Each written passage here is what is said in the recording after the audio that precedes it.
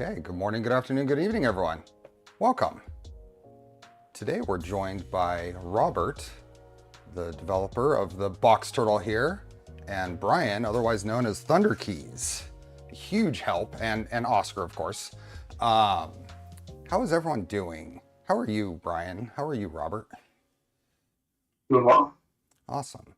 So first of all, can everybody that's watching hear Robert and Brian? Now, Robert hasn't spoken yet, so why don't we start with, hey, Robert, how are you? Hey, I'm doing pretty all right. Let's see what we get from the chat. See if folks can hear it. Sounds like it. Awesome. Okay, so today could be and probably is the last stream in this build series. We expect to print today. We have some final calibration and configuration to do, and a couple of final installing it on the printer, and we'll get going. So I'm not going to do my usual introductions to everybody. I just want to say hi, everybody in chat. Thank you for being here.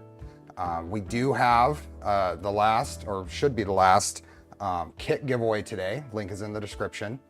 And Polymaker filament. So thanks to LDO and Polymaker for allowing us to do the giveaways today. We'll do those at the usual 3-hour mark. So let's start off with Robert. And why don't you, if you can, talk about how what made you decide to build the box turtle? What's your origin story?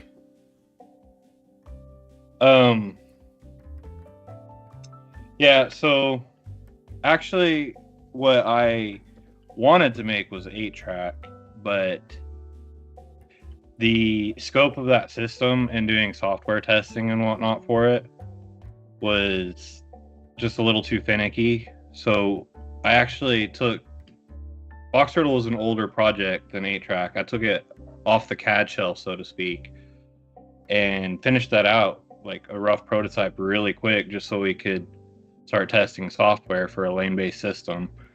And then it kind of just caught on. Everyone was really into it, lots of feedback, and here we are. Oh, wow. So you had 8-track at Rocky Mountain Rep Festival last year, right? Yes. And was that printing there? I remember talking to you a little bit there. It printed a little bit. It was working before we went, and you know how the trade shows are. Oh yeah.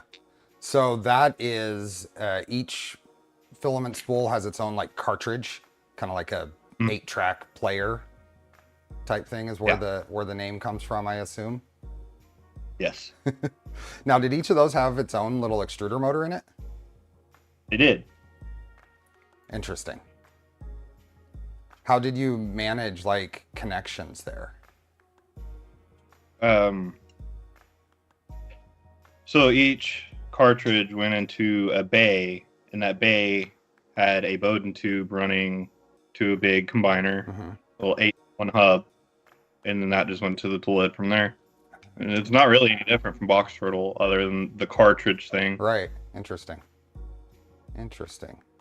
So sorry, I got a little sidetracked there because I'm remembering seeing it and then started thinking about how it relates to Box Turtle here and what might be different about it. And having those extruders in a removable module is a whole challenge in itself, I'm assuming. Yes. So we're also joined by Brian, otherwise known as Thunder Keys here. And Brian has been a huge help, kind of my liaison to the Box Turtle project going into this. So what's your involvement and how did you get started in the Box Turtle project there, Thunder Keys? So I got started because I originally saw 8-track at Rocky Mountain last year in the follow-up videos with Three Musketeers and others, and said, well, that's pretty cool. I'll put that on the someday maybe project list. And so I joined the Discord, and then I'm also a Voron helper, so kind of help out people with their Voron build problems on the Voron Discord. And Dr. Dave reached out to helpers saying, hey, if someone has cycles, this new project kind of could use some moderators. If you're interested, ping them or let me know. And I was like, yeah, sure, I can help out with that. and it was kind of quiet for a while. And then all of a sudden, Robert released this YouTube video where he says, "Oh, by the way, that's the box turtle." And I was like, "Oh yes, that looks much more approachable." And so I guess that was like early August, and so applied to be in the closed beta, started self-sourcing parts, and then it became con crunch of, can I build this before 3D Printopia /Earth? And it's just kind of been like a rocket ship that's taken off from there. So trying to hold on. Awesome. I got a little bit of a rundown of that at 3D Printopia with you, and and then of further discussions with Jason at LDO on whether I wanted to build a beta kit or a production kit. And at the time I didn't have bandwidth to participate in a beta, so I said, let's go with a production kit. I got really excited. I've been aware of the project and talking to you and knowing what it is and that kind of stuff, but I got more excited about the build when Robert released that video. I think it was in late December or early January, a little rundown of it, and it started looking like, okay, let's get this going. The kit arrival is imminent. Let's start actually planning out this build and getting it figured out when it's going to be done. So anyway, and I'd like to also thank Steve for kind of lighting a little bit of a fire, being like, hey, you guys really probably need to think about things X, Y, and Z if this is going out to, 600 plus people or whatever, like documentation and, guidance on the tool head cutter. So Steve is the impetus for having Filamatrix in the first place. It's like, all right, yeah, this is kind of a scavenger hunt. We need to kind of provide a better solution for everyone. So a big thing about this project that's a little different than a lot is it's so dependent on peripheral things that aren't necessarily the core project. So you have a automated filament control box, but for that whole ecosystem to work, you need other bits that work well. And what happened and what Brian's alluding to is I was looking at the entire ecosystem and I got really confused and frustrated by the Filametrics tool head cutting, the documentation, and trying to figure out what needed to be printed. And if I'm getting confused and frustrated by that, then we're going to have at least a very large portion of these 600 first kits that are going out there that are going to get confused and frustrated by that. So, I mean, I brought it forward and said, hey, this is going to be tough. And I'm at the point where I feel like I should probably hold off until you guys are comfortable with whatever results of my build series are. And I gotta hand it to you. You guys brought together some reasonable documentation. Nothing's perfect. This is a community project. It is it's not something that people are making a career on, right? But it very quickly got to a point where I felt that we could have a successful print at the end of this build series. And that's what we're gonna try to do today. There are continuing things that are being figured out. I think the support of LDO and you guys supporting it, there's a trend towards them being pretty good about fixing problems. There's problems, but the real question is where the resolution comes from and how that comes about. So with that, let's get into the last few things that I need to do to make this system work. So let's go here. So here's my box turtle, and it is off of the printer at the moment because from the beginning, from the first stream I've been talking about, this thing needs a bottom panel. Now this really doesn't need a bottom panel. There's no voltages in here that you need to worry about. There's no moving parts that you're gonna get your fingers caught in. It's more, why not? So, and I've been kind of holding off, trying to figure out how I wanna do that. So what I did is just modeled up a real quick panel based on the one that's in the CAD right now. And I'm simply going to attach that via T-nuts around the perimeter in a few key spots with a opening here to access the USB and the selector switch, and then the various openings for the extruder adjusters. Now, I realized once I did this, after I did this, one of the things that Robert's done with this design and is a big part of your kind of design ethos with this box turtle is no visible fasteners, right? I'm putting a couple of visible fasteners in place. So it's not quite as clean as it could be, but it's going to work. I turn it around here so I can get to my M3 T-nuts, and we're just gonna put these in here. Get this attached so we can move on to putting it on the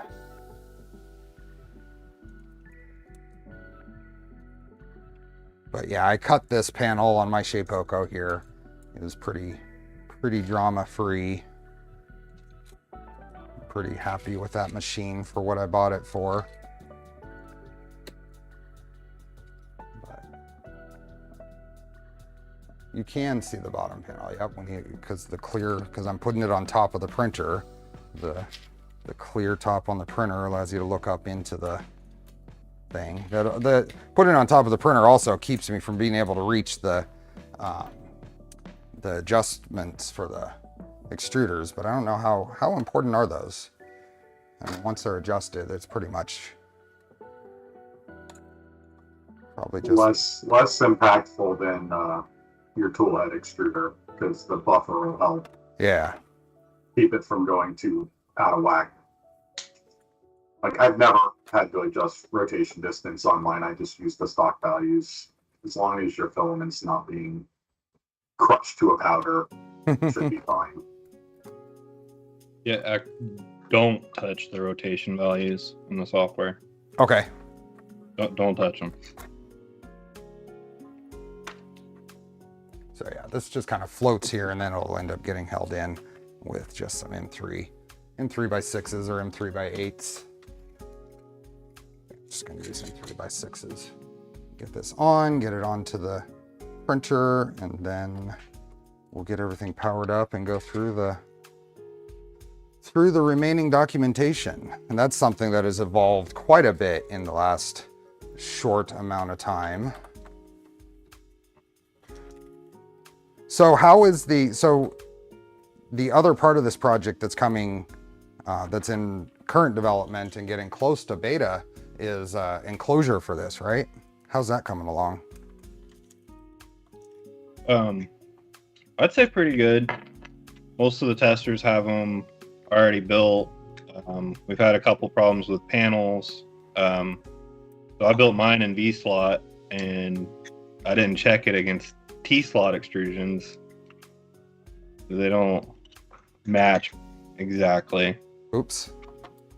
Yeah. So lesson learned there. LDO T slots are about 0.1 millimeters shallower than the V slots. So all of a sudden it was a really tight fit on the panel dimensions. So we had to knock it down like a half a millimeter. Mm-hmm. Yeah.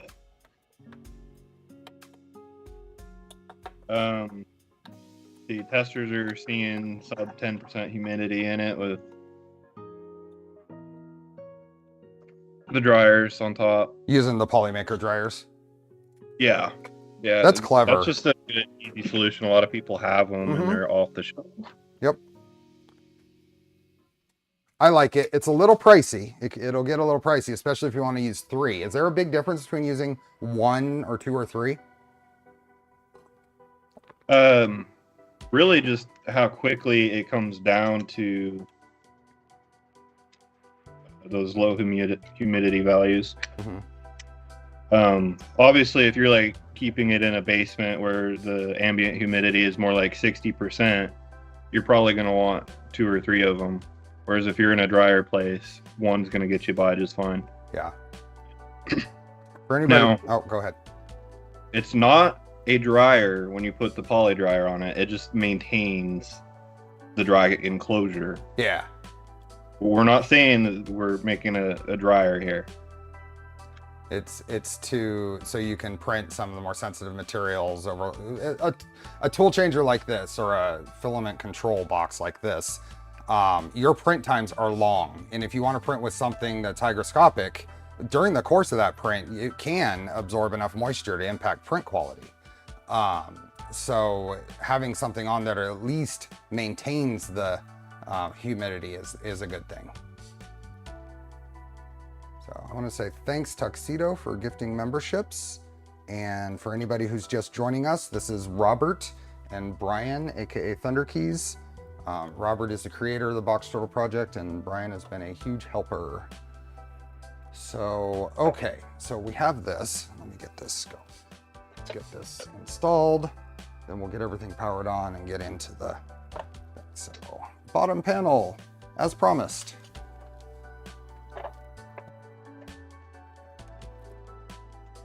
The cat's still there. He's found a crinkly bag. Let's get this out of your way. You don't need to play with that. Okay. This. Interesting. There we go.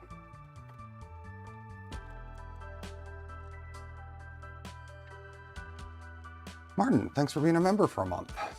Slightly off topic, when installing a PNP inductor probe, you put... I don't remember the DPs. Try them both, see what happens.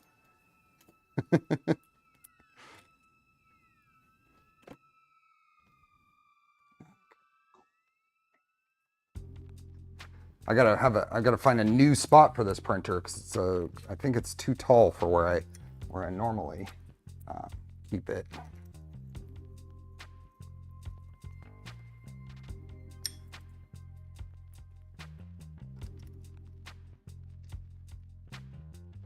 Oh. How many box turtles have you built, Robert? This is my 7th. 7th, and you're building one right now? Yeah. You mentioned you're taking advantage of the free time. Yeah. Whenever I'm doing something fiddly, like building something like this, the kiddo's got to be all up in my face. This is not setting in there. Neither of those. Let me loosen the other side.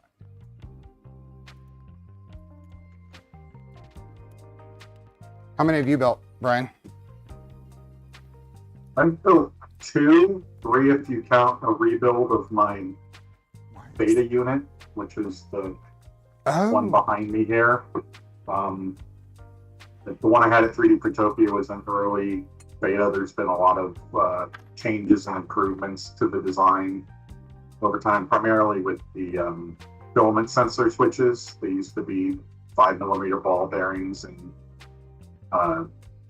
D2F switches, and we switched to the switches that are now recommended, which provide a more reliable filament actuation.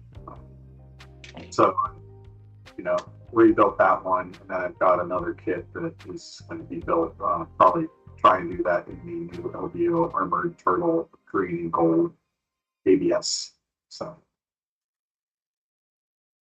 I found one problem with my bottom panel design. The panel's too wide, and it was getting in the way of bolting in the hard mounts. So I put a little overlap there because I wanted the screws to have some support, and I put too much overlap. But I can fix that with some longer screws here, and it'll be just fine for right now. Oops. That's okay. What are you doing behind there? Felix is all the way behind the stuff, and Oscar is scattering all of my wire management pieces. Chaos cat. Do you guys have any pets? The Reverend, thanks for becoming a member. I have a dog, 3 guinea pigs, and now a cat. Oh, as of about a month ago. that's right. She's sleeping. Felix She's and Oscar sleeping had over some influence on getting that cat, huh?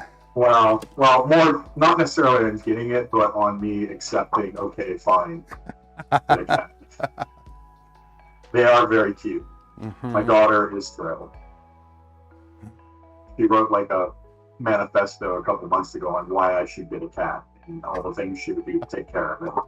That's cute. But she wakes up at like 5:30 every morning to come, make sure the cat has food and water, and so she's holding her in. That's very cute. Okay, so I made real quick this morning actually some little wire retainers based on the same ones that are on like a trident or stuff like that. So we're going to plug this in and use some zip ties to hold everything in place. Zip tie container. Oh.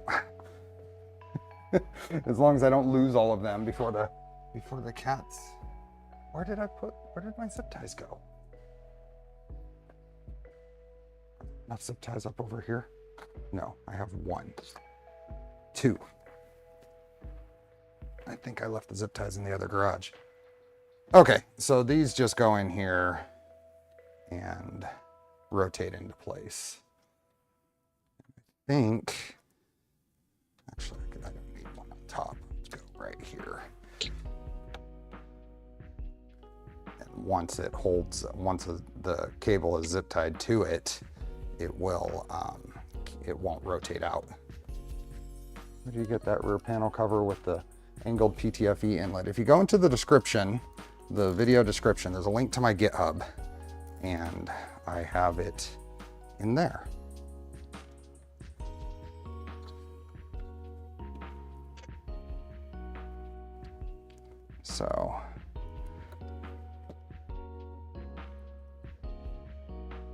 So you guys do serial numbers for these. What are we up to now? 122 actual production or post beta units. Wow. 122 is issued like an hour ago. 123. 123? Okay. Mm-hmm. We need one more before stream, and then I'll get 125, right? Well, 123 starting zero-based count. So, yeah. Well, the number. BT 122. The number 125. It'd be the 126th, but. Yes, so a couple more. Whoever's next will get BT 123. So if you've been holding out, Tor, submit that serial request. Get whoever's next gets 133? 123. Oh, 123. Mm-hmm. Okay. I am pretty sure all my zip tie container is in the other garage. So I hate to do this, but I'll be right back. That's okay. You guys can dance and sing. I'm not going to put everything on mute. No, I'm just kidding. That's okay. I'll take this opportunity to have a couple more bites off camera. So. Okay, we'll let Max watch the audience. I'll be right back.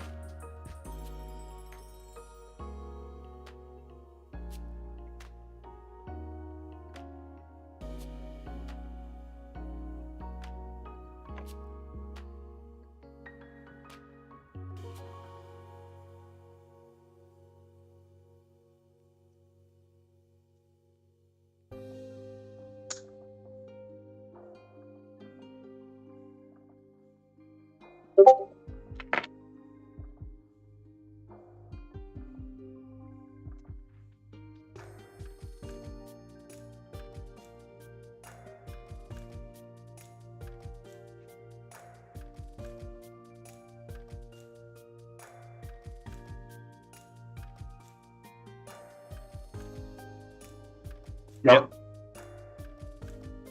Guys. Okay, I'm back.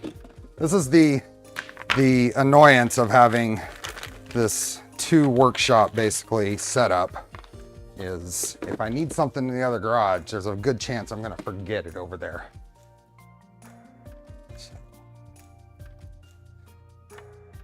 So of the design right now, what's the biggest thing you want to update, if you have anything? from the current design?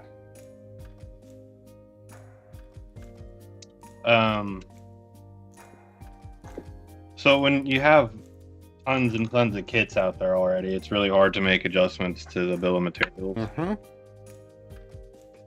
I would like to completely redo the spoolers and take them down to like 5mm D shafts and whatnot.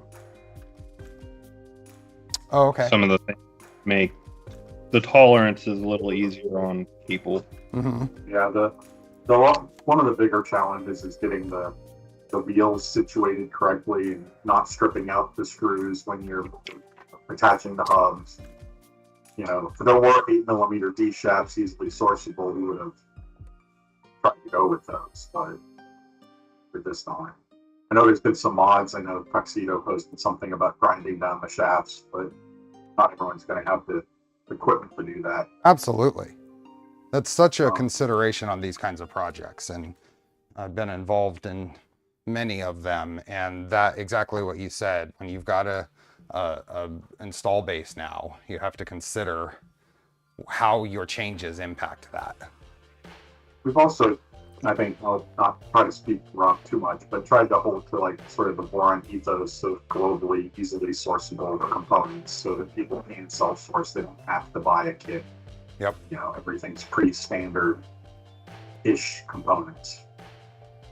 There we go. So that's at least out of the way. It's not going to get caught when I take it in and out of the little shelf area I'm going to put it. And I think that worked out pretty well. These are just, I had to account for the panels being there, so they're basically cut off and extended, and then just a little zip tie spot. And I just did that this morning. I woke up at about 7 and modeled that up in about 10 minutes and threw 9 of them at the printer and promptly lost 1. And now I have 3 left. Who we got? Hypothetically, who would one have to bribe to create a variant for the Mark IV MMU3? A variant? Oh, so having the respooler is the big thing that would be useful on a MMU3 type thing. Yeah. I think they should change it so it can only work by going through their own cloud. No. Okay. Am I done here? I think we can turn this on and get back to configuration, right? So, And I mentioned this last stream. This filament path is far more smooth and elegant than I feared it would be. So I did reposition the turtleneck so that for this full travel, the PTFE just stays within this little panel clip. So there's no way for it to get caught at one end or the other and hang up. So it's right within the middle of that. So let's see, there's no way for that to catch on. So yeah, this is, yeah, way better than I feared. So let's get this powered on. Now, last stream we had problems with the MCU timing out. And through some testing and help from Thunder Keys here, there's a couple of things. The touchscreen wasn't working, and it turns out the latest versions of Raspbian or Pi OS need a different configuration for these touchscreens to work. And the other thing we're pretty sure was power to the Pi. So I have a dedicated buck converter down there for Pi power instead of going through the Leviathan. And so far, over the several days of testing, after figuring that out, it has not crashed. So, yeah. Okay. Right here, we've got a loud printer fan. Hopefully that didn't come through. Never seen Thunder Keys so unstressed during a box turtle stream. Is this the new kitty? What's the name? Allie. Allie? Allie. Calico. Oh, Callie. Mhm. Nice. She's a pretty chill cat. Okay. The the wife dropped her off so people could see the cat, and now she'll probably leave. How old is she? She's probably like 2 or 3. We got her at rescue from the local animal shelter. Nice. What's that? She's 4. 4? Okay.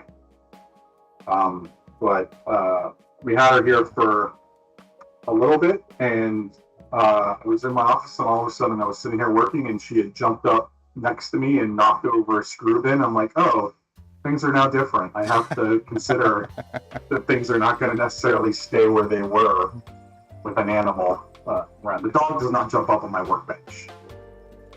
The Prusa enclosure has become an arena. So.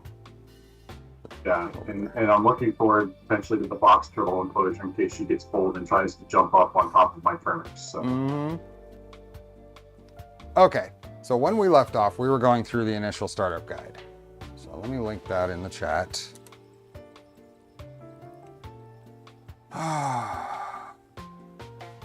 Has this system been what was used since the beginning of the project? Did you start with this? The AFC? The AFC stuff has been since the start. Since the start? It's rapidly matured over the last 6 months. A lot of hard work by the software development team to improve reliability, to add features. We now have infinite spool rollover and spool remapping or lane remapping.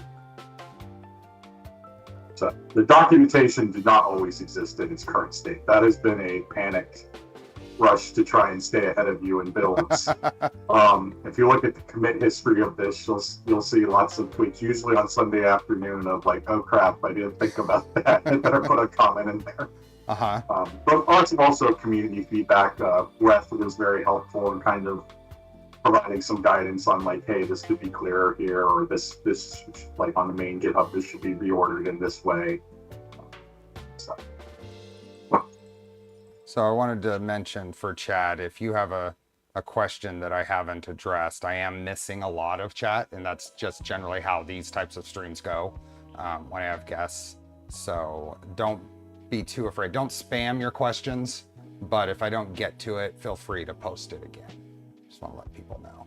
And if you don't see an answer in here, because we're trying to pay attention to Steve and a bunch of different things, the Armored Turtle Discord is the best place to get help. We do have a team of helpers there that we call Teaching Turtles that, you can open a help thread and we can help diagnose through your specific problem. Not everyone's into Discord, but it's sort of the best system we have at the moment for helping out people who run into snags in their builds. Yeah. Mires, it is a wave share screen. And I don't know if you're on my Discord or not, but if you are, and the link's in the description. Is there a link in the description for the Box Turtle Discord as well? Did I put that there? I think I did, but I may not have. Dude, come on, guys. The GitHub is there, and the very top of the GitHub has the Discord. Okay, so the Box Turtle Discord link is on the GitHub page, and the GitHub link is there. So I can, if someone had problems with this wave share screen, I can give a little more detailed answer after stream on my Discord, because it's a super easy. You add an F to the DT overlay. That's it. DT overlay in the config.txt file. So instead of change it from KMS to FKMS. FKMS, yeah. Yep. So. Okay, so we got all the way through to, are we here? Uncommon variables, setting up macro variables. We did this, right? I think you set past that. I think it was either a calibration. Keep going down. Click, white brush, tip form. Yeah, we did all this. Follow this guide to calibrate the necessary lengths for the box turtle. So we need to go here, right? Yep. Okay, so pasted this link where we're at, right? Thank you for the VM nanopolymer suggestion. All 4 trays printed with 0 warping. Awesome. That stuff is magical. The Vision Miner nanopolymer adhesion promoter. Will I be installing Happy Hair for Clipper Screen? Should I be installing Happy Hair for Clipper Screen?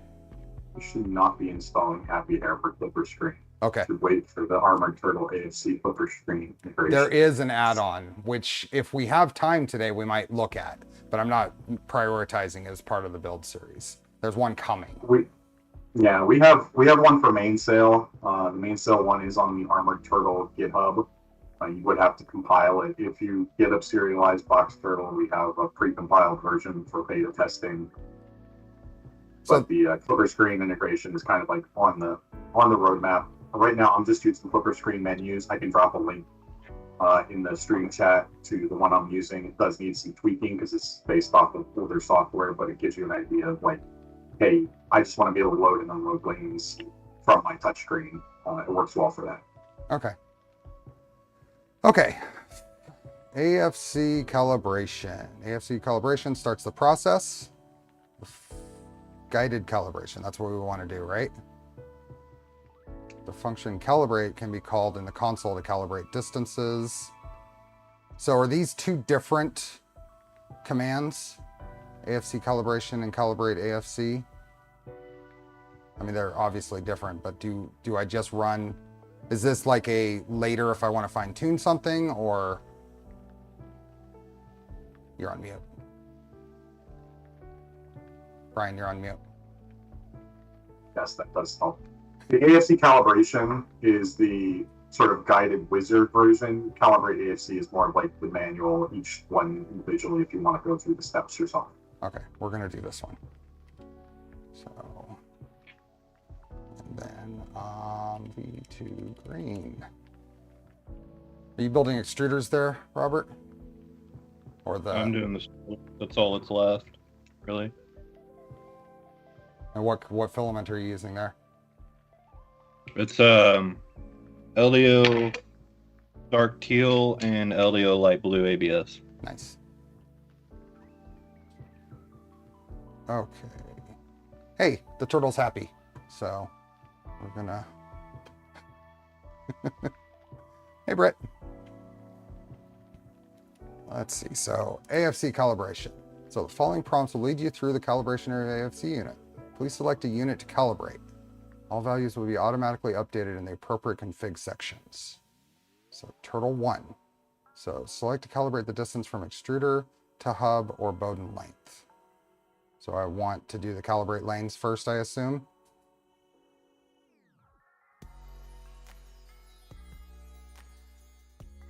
Calibrate lanes. So select a lane from turtle 1, calibrate length from extruder to hub. Config option is distance hub. Let's just do lane 1, right? Lane 1 not loaded. Good. That's what I was hoping. I was intentionally not putting filament in yet. I wanted to see how it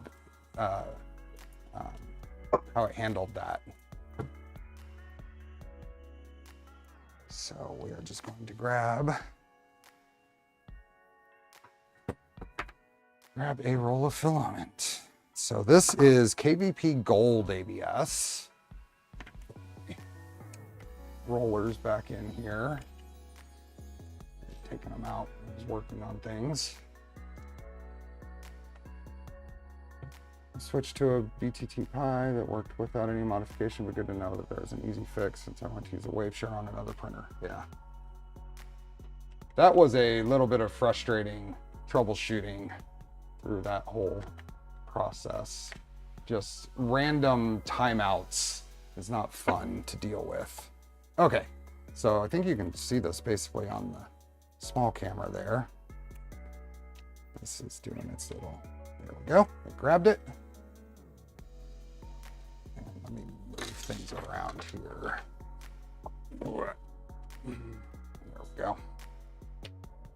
Okay, so now I can click lane 1 again, and it is calibrating. It's doing a little back and forth vibration thing. What is that?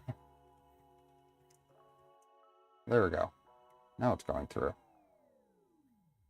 Basically going until it triggers the sensor and then backs off and tries to guess how long each Bowden length is within the turtle. And then similarly, when it does later on, you do the Bowden length for the tool head. So lane 1, new It's 175 millimeters. It was 155. Mhm. So now it saved it automatically. I believe that's correct. It My says understanding. saved. It says saved Yeah. in AFC step or lane 1 section to configuration file. So Yeah. then I guess I just work my way through here. So we're You gonna, do. huh? Yes. So next we're gonna grab another KBP filament. This is super green, otherwise known as Klee green.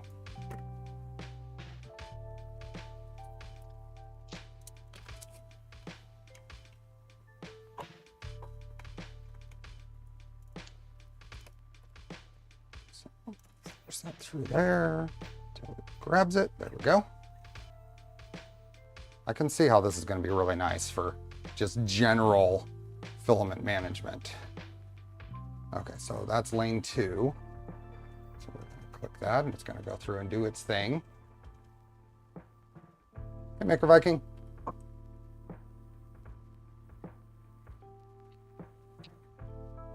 It is a really green filament, huh? I think it's unobtainium now, isn't it? I don't think it's available anymore. You're gonna have a fun time managing that mute button. Uh-oh, you can't go up there. Okay, so that one is, it didn't get it. It says save distance. So is it one, oh, so it's the same, it's 115. Yeah. So it didn't need to change. The default value worked. No, you don't need to go up there. I know that's your spot. Oscar really wants to jump on top of this. And we're gonna do a blue, and this is Nobu Fill Astro Blue. I received this from, shoot. It starts with a T in Prague.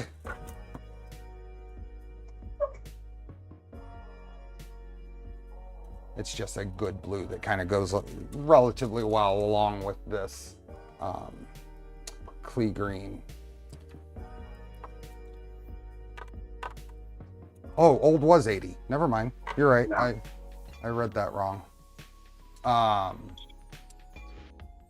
Do you know how is beta testing for the enclosure going? Are you on track for some expected release date, Robert?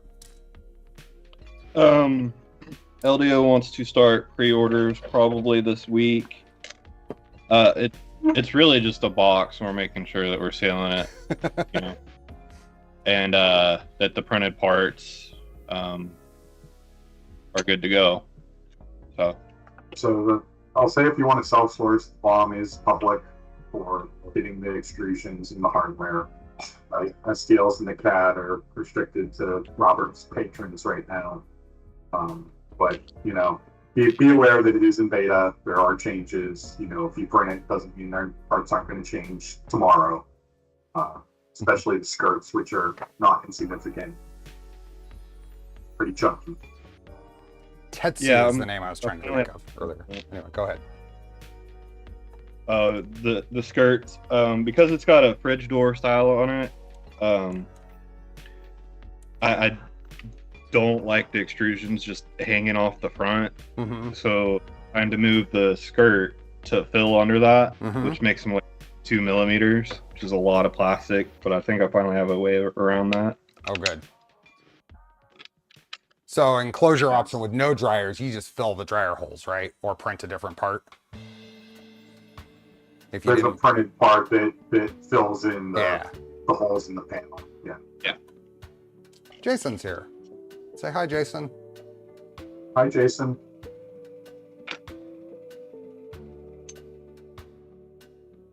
Okay, so that last roll was 3D Print Life Silver ABS. So a nice little collection of colors, I think. Do you guys accept pre-order for Box Turtle enclosure? Jason is asking, do you guys accept pre-order for Box Turtle enclosure? I direct you to Jason. I think everybody should ask Jason that. Does the enclosure somehow seal the tray from the underside as well? No, It's not intended to be a dryer. it's not a hermetic seal Yeah. here, you know, and you know, it's probably not going to do great at like nylons, right? Let's do lane 3 now. It's more for keeping your filament, your dry filament, from getting dry or being impacted by the environment, like cats or dust or whatever. Yeah. I am going to shift this even more, I think. Big, tall printers are not easy to manage on here. That's not going to work very well anyway. Oh, well. Okay, so lane 3 is done, and it went 110, and it was 90, so then let's do lane 4.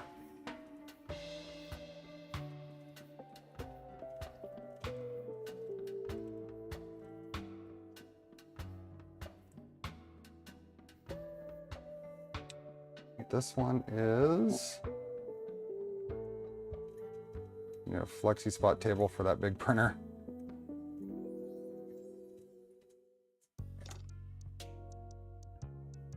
This one 175. So I got my 1 and 4. I made them the same length apparently. They're both 175. Okay, so now we just go back and now AFC Bowden length calibration. Yep. And then we do each lane, apparently. Did we test the filament sensor to see if that was working? Was that in the initial startup guide? Okay. Let's do this. And there, then we can see a little bit of what's going on here. So now this is going to go all the way to the tool head, right? Correct. Now, is there any guidance? Do you leave the turtleneck fully compressed? Not if you have a tool head sensor. If you have a tool head sensor, then it'll work. I mean, you might want to compress it, I guess. It is compressed right now. Yeah, that's fine. Okay. Where is it? Oh, it's right here.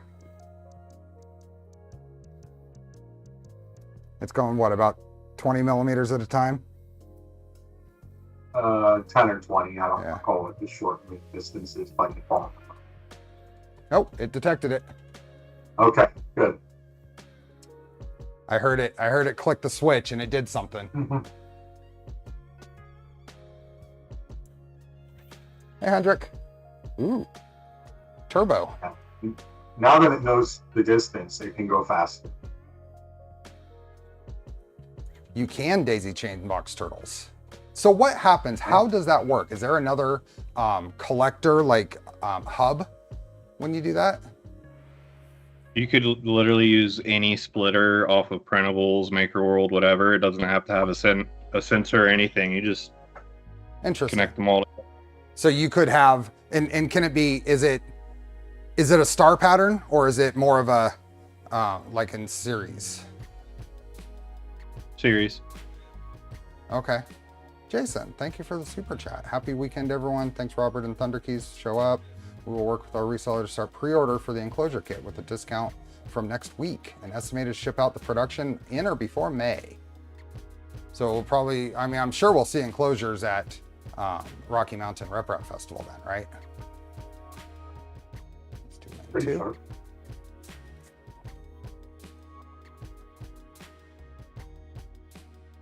So how does that work without a sensor, the daisy chaining these? Is it you have to do a calibration on the distance then? A manual calibration of the distance or? No, you'd have to rerun the calibration, but because they're always retracting past their own hub anyways, Oh, I see. the path. You just add a lot of print time. Yeah. It's been tested though, about 7 meters away from the printer, it can do a tool change. Wow. That's impressive.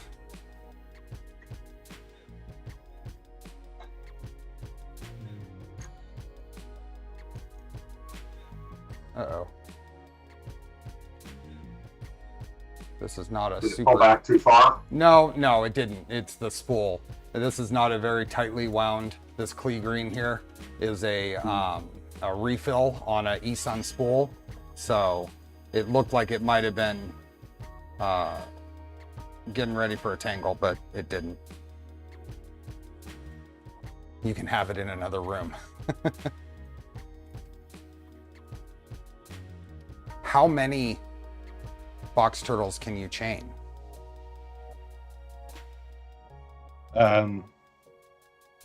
Really, there's not a reason to limit it. I think there's an arbitrary cap of 16 units in the software. So that'd be 64 colors. Your print times would be astronomical, though. Yes. Yeah. Links for the giveaway links are in the description. If you don't see them, then you need to refresh because I add them just before stream starts. How well the internal extender gears handle abrasive materials? Has there been any issues with the gears that LDO provides are RNC nano coated, so they're handle them, but your PTFE will rapidly become a wear item. Yeah, that's what I use, the PTFE. Every bend there is, over time, they are a consumable. Your PTFE tubes are a consumable. Even when you're not using a box turtle, PTFE is a consumable. It's just this. Even, with an AMS too, like a bamboo AMS, my wife has blown out the tubes on hers with just regular glow-in-the-dark filament. So yeah. Having seen her have to fix it, I'd say box turtle is a lot easier to service and replace those than like the AMS stuff. So there's a question here, and I know there's been some discussion on you can use sample filament, tiny coils or whatever. You need something that's going to be able to, if you wrap that onto a full-size spool, and then you may even want to add some weight into the hub of your spool to make sure that the respooler works correctly. Why am I hiding? No, well, I only have so many places. This is a very large work area, but this is also a very tall printer now. So there's only so many places it can sit. So it sacrifices me on camera. I'm okay with that.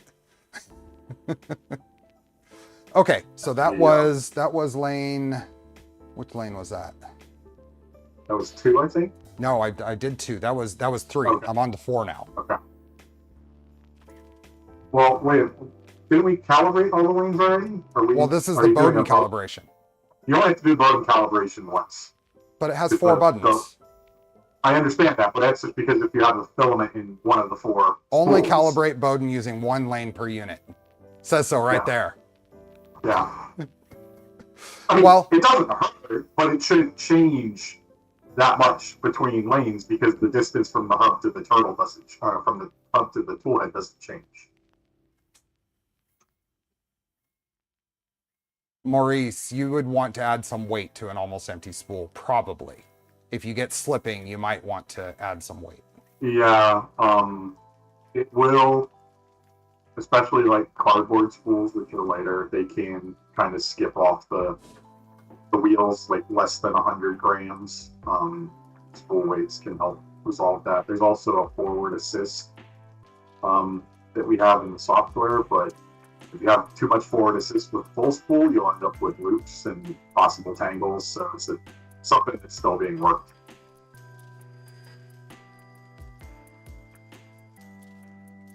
And Robert can correct me if I'm wrong on any of that. There are filament weights and printables. What's that, Robert? Just gonna those things, your mileage may vary. Yeah.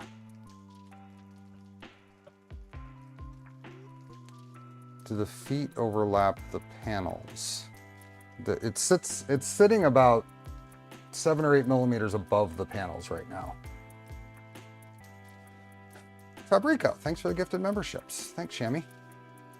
It fits on a 250 with the feet. You don't have to use the hard panels. So if I go back here now, and then I can go back to unit select calibrate. So we did this, and following prompts will lead you through the, so we're done, right? So that varied between 1325 and 1315 depending on which lane. It's like plus or minus 10 millimeters. If it's if you have to guess a little shorter, and it will do a short move to get to the sensor. And the last one I did is the shorter, the 1315 values. So here's the thing here. So that is done. Okay. So, and then we could do that manually by running the calibrate AFC. You could also do it manually just by guessing how long. Oh yeah, typing in a value. You know, because like that's what we all did in the early days of the beta. You know, you just kind of, it looks like it's about a meter, and then you try tool load, and you're you know, oh, you're about 200 millimeters short at it, and then you know you just kind of tweak it until it's about right. But we're trying to come up with some clever tricks with the software to make it more approachable for the average user. How does this 1.3 meters I've gotten compare? Is that on the shorter side? That's typical. It's typical. No, that's typical. Mine's I think 1100 right now. And that's on a what printer? It's on a Trident 300. Okay. So a little bit shorter because the tool head's not all at the bottom. So a little bit of chatter in chat here, a little bit of discussion in chat about this is 4 lanes. This is open source. If you wanted to build something with more lanes at a time, then the big limitations are in your controller, right? Because as it is with four lanes, if you watched when we were wiring this up, there are a lot of switch inputs and then a stepper input for every lane going into that controller. We've maxed out the AFC right now, right? We've maxed out the AFC Lite. The AFC Lite. Okay. Yeah, the emphasis on the light. there may be, I don't think I'm really doing anything too secret here because Physics Tech has mentioned it in the public Discord, but he's working on an 8-lane AFC Pro.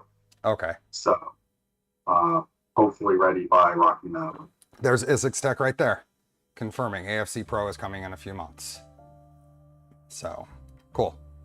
But yes, if you were doing your own right now and you wanted more lanes, you could do that. You just have to make sure that you have some solution for the additional I/O required. You can have 2 AFC lights. Yeah. You know, or 3. Yep. You know, we've had people serialize 10-lane box turtles. So, you know, and Rob had a 3-lane one at 3D Printopia on his Micron. So it is pretty scalable. It's really just a matter of the I/O and how do you solve that problem there. Cool. So Isaacs here in chat, the question about the fan, is the fan being just connected to power, is that because of limitations in the amount of I/O you have on the processor you're using, or have you run out of ports?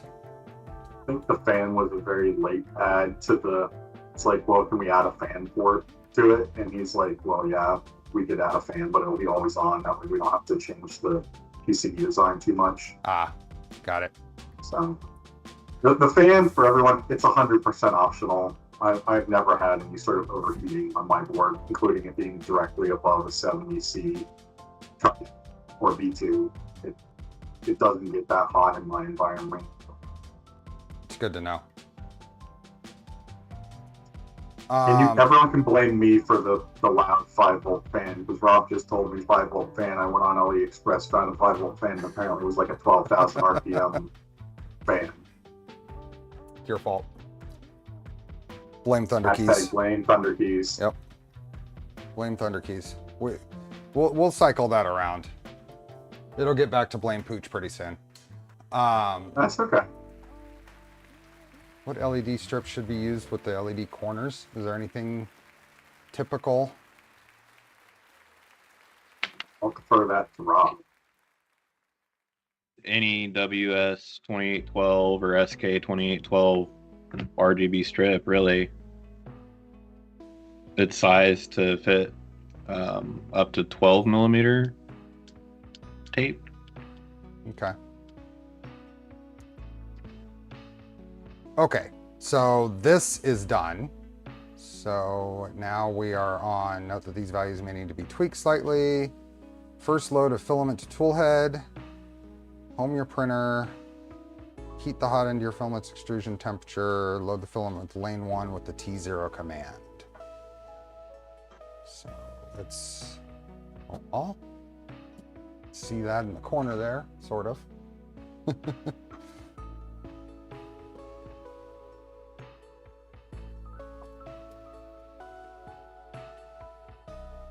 So we are going to be doing an ABS print right off the bat. That's all ABS I have loaded. So I need to put the doors on here before we actually print, but. Okay, so that's done. Let's do a quick QGL just to, I don't know why, because you guys.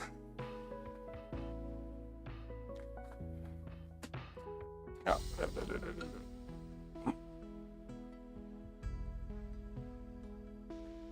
Here, you go there. Hey, FVWA. Start working on a filament cutter from an EVA 2.4.2. Okay.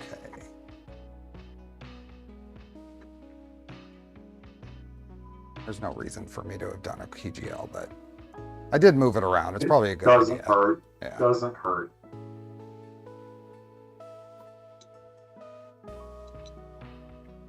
I do know that the filament cut macro works just fine, because that's what we were doing to test whether this thing was going to time out or not. Was I was basically hitting the AFC cut button over and over, because that's tend to be what that tended to be what would cause it to lose communication. That is Enviro ABS from 3D Print Life, Bryce. It's their silver. V320, this is a remnant in my profile from my 320 build Voron. My first Voron is a 320 build volume, and I threw that in the naming for the output, and I've just never gotten rid of it. Hey, Jeff. That's referring to, if you look at the file names here, they all end in V320. That's because the print profile that I use has that as an output in the name of the output, and I've just never gotten around to doing that. Now this is still QGLing.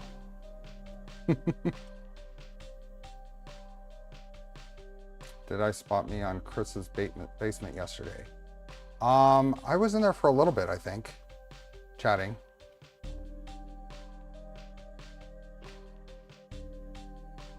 You can chain multiple box turtles, J Cannon.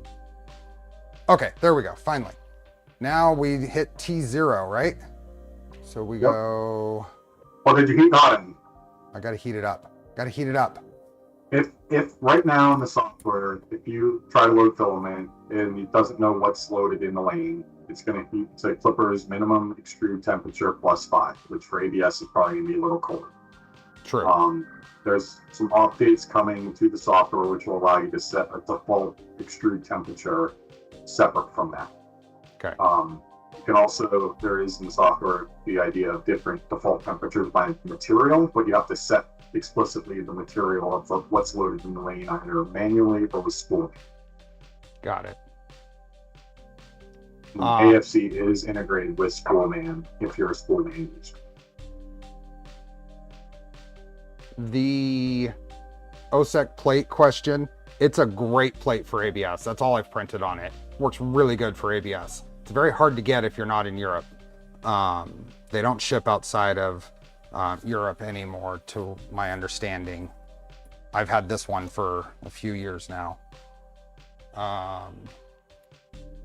Sounds like AFC Lite, the Team Gloomy folks, have it working on rep firmware. Sweet. I know they were working on it. Yeah.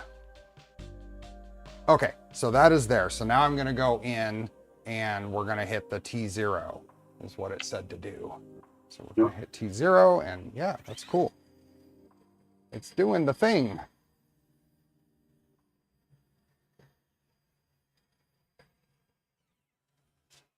Okay, I just heard it click the sensor in the tool head. And is it going to... It's not going to do anything because you disabled pooping. I disabled pooping, okay. So it just put it there. So... Yes. What So then if you want, you can switch to a different one and it should go through cut macro. And you should be able to see it, you know, retract a cut end of filament. I want to actually, I'm going to manually purge this then, because I think I have some of filament still in there. So let's see what we have here. Let's extrude. I think we should get something coming out of there that's...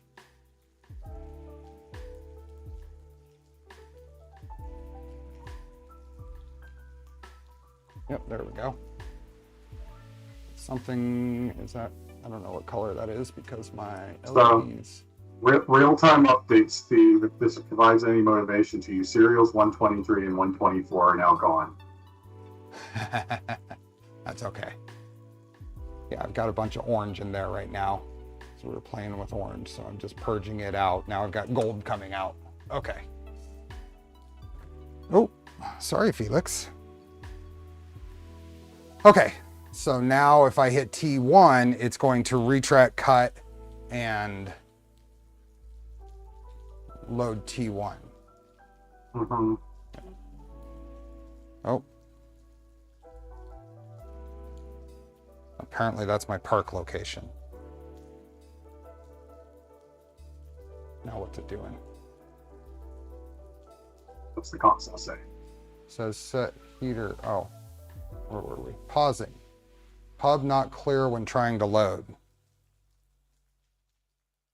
So it didn't detect that it loaded that. If it was, before when you did the load, did it have an error? Oh, here. You said you heard the filaments. We did get a error. Extrude move only move too long, 78 millimeter versus 50. So this is not in the instructions yet. You need to increase your extrude only min distance or max distance. Yep. To like 100. To like 100? Okay, so we go in here. I have that on my to-do list to put in the guide. Down in the extruder section. Extrude. And extrude. Okay, so what is that command? Whenever I can't remember a command, I go to the documentation.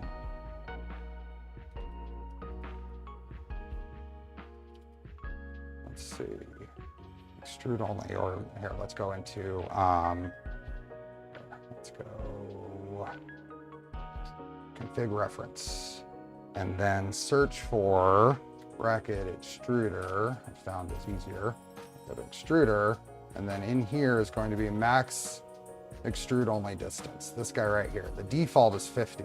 So we're going to grab this and we're going to paste that. I'm going to put this in my extruder. Let's just put it down here on the bottom. And we're going to set this to 100. And save and restart. Now it's going to know, it's going to be able to recover from this having filament in it, right? No, it's not, because you're going to have to retract it back and reattempt the look because it didn't actually complete. Oh, because it failed. Got it. Right. Now, there is an update to the software coming which will provide more useful errors on how to recover from failed ones. It's currently under testing by the software development team, serialized testers.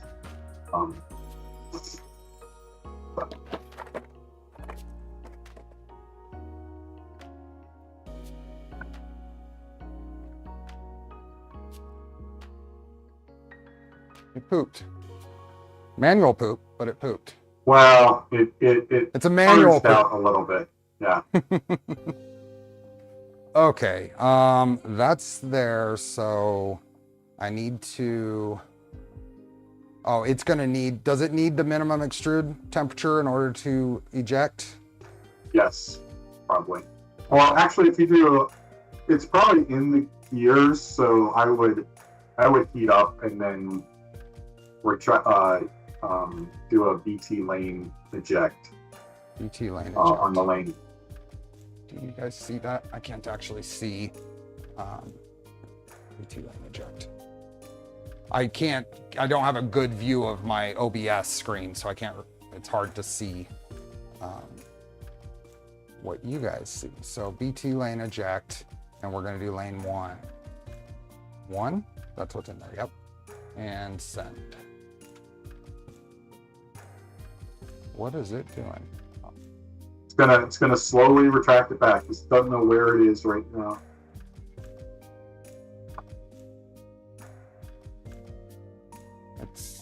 It's just vibrating the spool right now. It's not actually.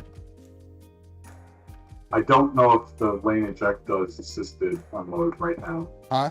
Rob, do you know? No, I don't know actually. I would defer if our software guys are in the chat. Oh, you didn't load? Did you load lane 1?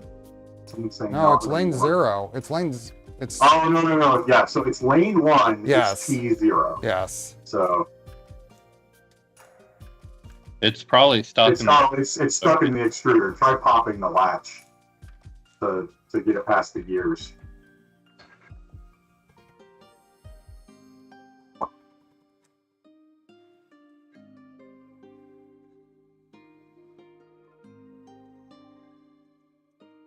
Okay.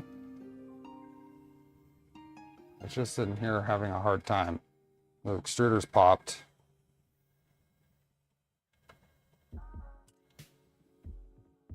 Oh, there it goes. Now it's going.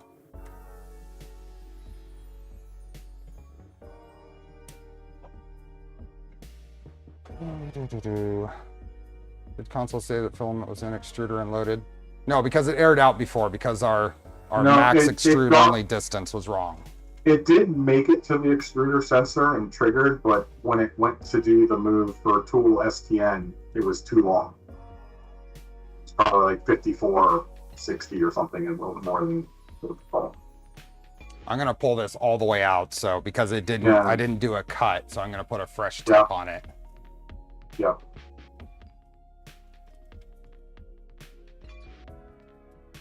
There we go. So then we end up with some. This is why we cut. Or tip form, but don't have time for that. Okay, so now I should be able to put this back in. There we go. The initial startup guide is now updated with that value. So future people hopefully won't run into that. Awesome. So now we're back at a state where I can hit T0 and it should load T0 this time, right? I would just do an AFC status and make sure all the sensors are cleared. Not any boogers or something triggering. AFC status. AFC underscore status. Okay, on let's console. go here. Let's see, this is why I need to be able to see my screen. Okay, so everything looks good. Yep, so you should be able to reattempt. Although probably There we reheat go. temperature there from 220. It can stay there, right? It can. We need a Temperature home normal first, increase huh? in temperature. I need a home first, Yeah. which it won't home over 150. So let me just clear out these.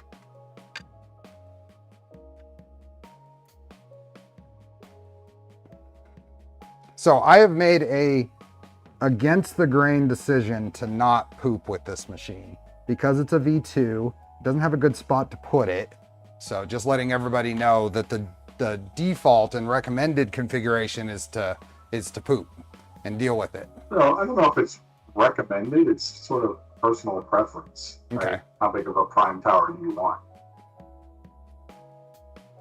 Rob, I think you just did parts only on your Micron, right? Or your prime tower only. On what? Yeah. Oh, yeah.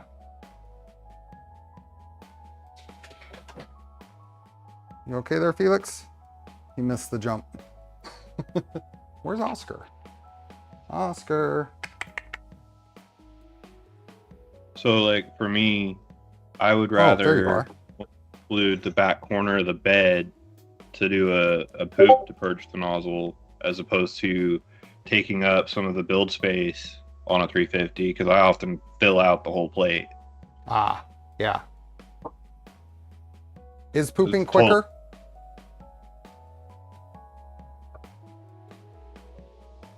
I don't know if it's quicker or not. I mean, it probably depends on how much you're purging into a thing and how fast you're doing it. Yeah. That Discord noise came across pretty loud. In Discord, there's a streamer mode. You guys can turn that on. It'll keep the... That's, Okay, so that's there. Let's home again. okay, that's enabled now. Thank you.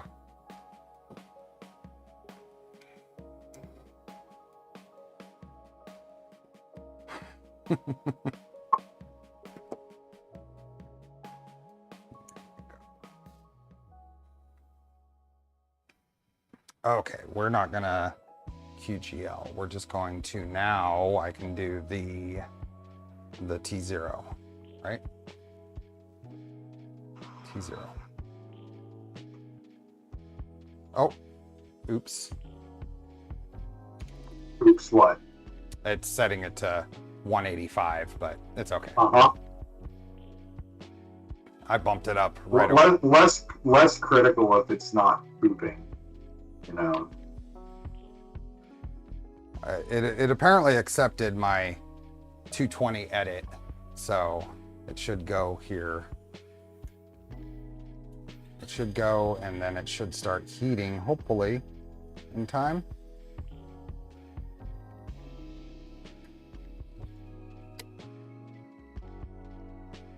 Okay. Lane 1 is now loaded in toolhead. Okay. Okay. So now, if we go T0 or T1, it should cut and then Yes. switch. So Yes. you don't need to go in there. There you go. T1. So now, there it goes. Cut. And retract. Awesome.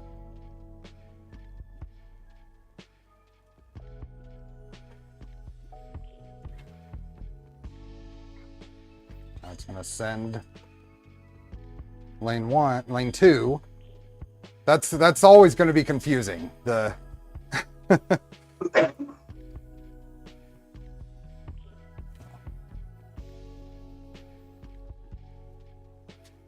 Okay. And then, so that's done. Okay. So, Technically, you're supposed to test all 4. whatever. Make sure all of them work.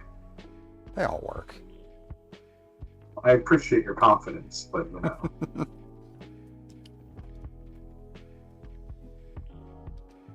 we go.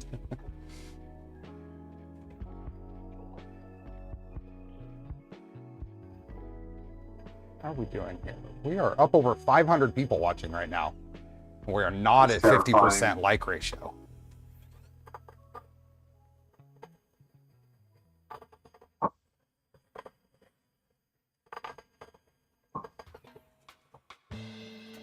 Okay.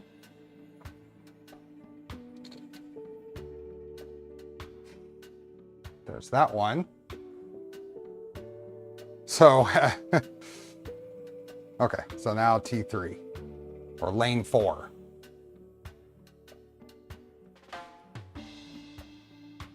Does it look like it's doing a clean cut of the filament when it's pulling back? Oh, I'll pay attention on this one. Yeah, Great. pulled right.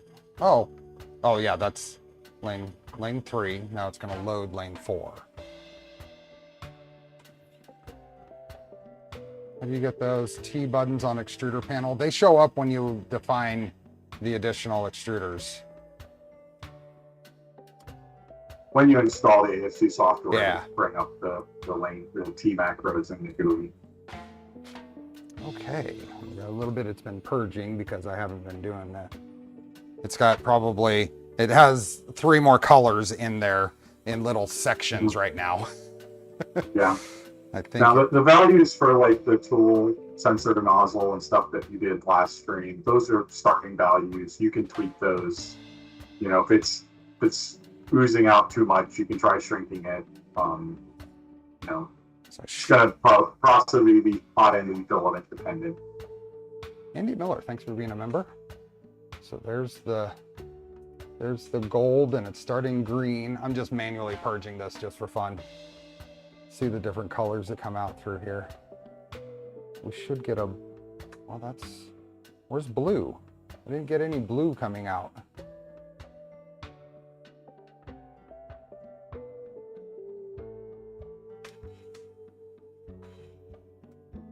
That's all silver now. Wonder why I didn't get any blue. I think I just said it could be filament dependent on how much it goes. Yeah. Yep. Okay. And if you want, you know, you have an automated filament changer, you could, you know, put in lane 3 again and make sure blue comes out. But or we could just put the doors on and send a serial request. Lane 3. Let's grab lane 3. That's all working nice though. Have you seen anyone who's modded the design to carry a 3 kilogram spool? That's a big spool.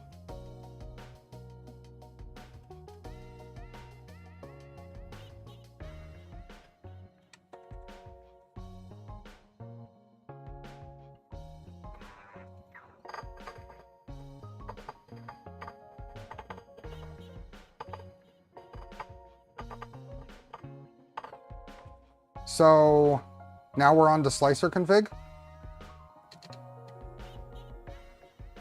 Is that it? Yep. And I'm going to use Prusa Slicer because that's what I have my profiles for this printer set up in. Oh, and we're going to... So you can pull up Rest's video because he just covered this. If you are using Rest? this guy called Rest. Oh, I don't know. yeah, I know what you're talking about. There's the blue. Do you want to load the main cell integration, Steve, while we're doing this too? How easy is that? You just replace the main cell folder and reload. Copy a zip file and extract it and do a hard reload to clear cache. Yeah, can you walk me through it? Sure. So you sent that to me. And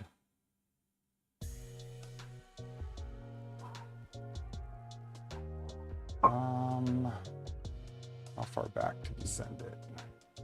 You need me I can resend it to you. Nope, I got it. Main cell afc.zip. Yeah. And let me throw this in the... So then I just use like WinSCP or something to throw it over there? Yep. Like if you put it in your home directory, I'm going to send you a command that should do it. Hey Ron, no problem. And green, so we log in. And update. And let's go to Pi home directory. And we want projects. And where, oh, there we are. Box turtle. And I probably have to tell, nope, there it is. There it is, okay. So let's upload that. Okay, so we've uploaded that with, oh, I'm not showing. I'm sorry, folks. See, I don't see my OBS screen, so sorry about that. So I opened up WinSCP and I'm just copying main cell AFC to the home directory on the Pi. Now we're gonna go into SSH, B2 green, log in, and then I will have a command. So we're gonna unzip this. We're gonna do this command here. So we're gonna unzip. So dash D just tells it extract into this directory and then path to the zip file. Okay, should I? Just saves you a couple commands.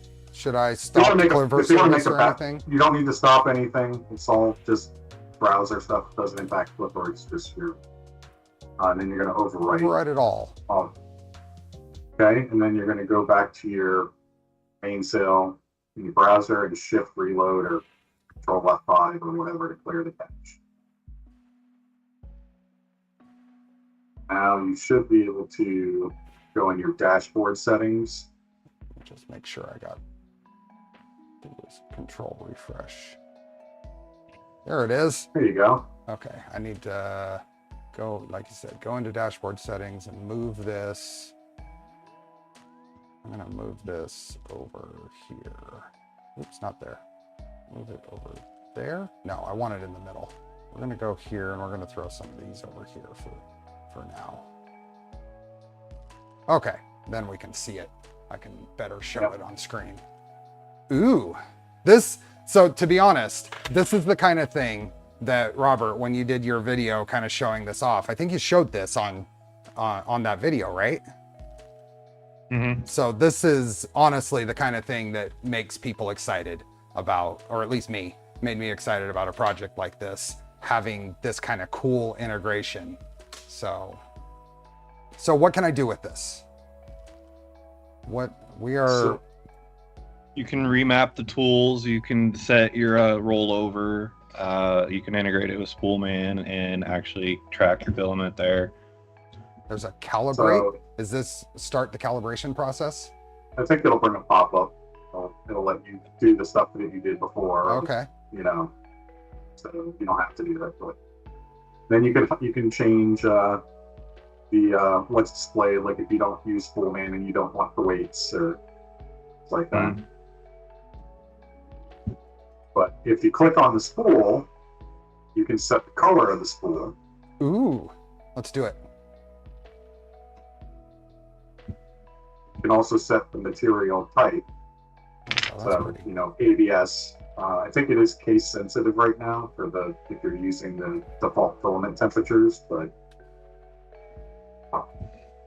Yes. Update the spool. Sweet.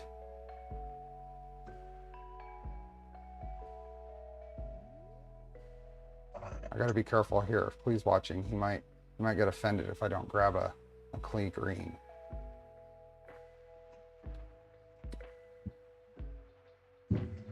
Update.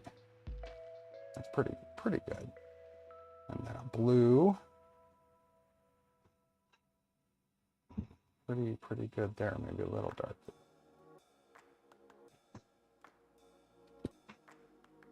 This is pretty cool. This will be really neat when it's where is, I guess any of these will do. Yeah, let's do that. Update spool. There we go. So that's what we have. Does color affect rollover? It shouldn't, right? Does the color actually do anything other than appearance, like aesthetics in the interface? No. And then you can set next lane to load if current lane runs out. So that one would be none, but so if this lane runs out, we can tell it to load lane 3. It's basically what that's saying. Thunder Keys, you're muted again. Yes. It's just a static. It'll remap the tool so that it runs out. And by run out, I mean when it goes past the trigger switch sensor, it will change over such that lane 3 becomes T0 going forward. And the trigger switch is the one right here at the input of the box external. It's all the way up here because it can't go past the extruder, otherwise it can't pull it back, and it's just going to go up and out, right? If it, yeah. And then you can also change it to change the mapping of them here. If you click on the tool number, you can change it to be something else. So like if you have a sliced file that's sliced for lane 0, but you want to print that file with a different color, you can just change it from T0 to T3, and then when it calls T0, it'll call the other lane. And the colors here indicate its current status. So if you look at the colors here indicate the current status, and it matches the LEDs on the unit. So this one's blue now and the rest are green. That means that this is the loaded filament right now. And if you're colorblind like me and you hover over, it'll like on the extruder sensor, it'll tell you the value of it's detected or undetected. So there's like a little dot above the extruder too. There's a dot above the extruder. Where it says like extruder. Lane tools, 3. It says extruder. right here. Oops. It says here, lane 3 is the one that's loaded right here. Yep. Cool. Okay. Jeez. So now we're if you have Spoolman integration, it will update the weights there too. As long as you're setting the Spoolman ID. I don't run Spoolman, so I don't have a lot of information on that, other than I know some people are. Awesome. Sorry. Let's get a file. Are we ready to? We're getting close to ready to print, right? I need panels. We do need to set up your slicer settings too. We will. I want to get this preheating while we're doing that though. Yep. So that way we don't have to.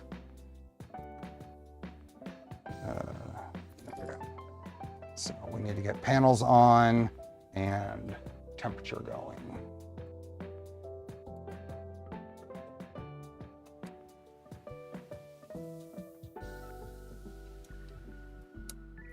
Those Hadamames that you're using? Oh yeah, I got those as a Father's Day gift last year. So there's a black ASA and then IC3D recycled blue raz PETG. Nice. For their cups. PF Dennis, thanks for the gifted memberships. Giveaway is still at 1. Yep. So we're gonna sit here, and if there's nothing else to do but watch it print, we're gonna sit here and chat while it prints. Okay, that, and then let me get a bit of wiping down of this surface. Yeah, the questions before, this OSEC surface is, I've never put anything on this. There's no glue stick, there's no vision miner. It works really well for ABS just with a good cleaning.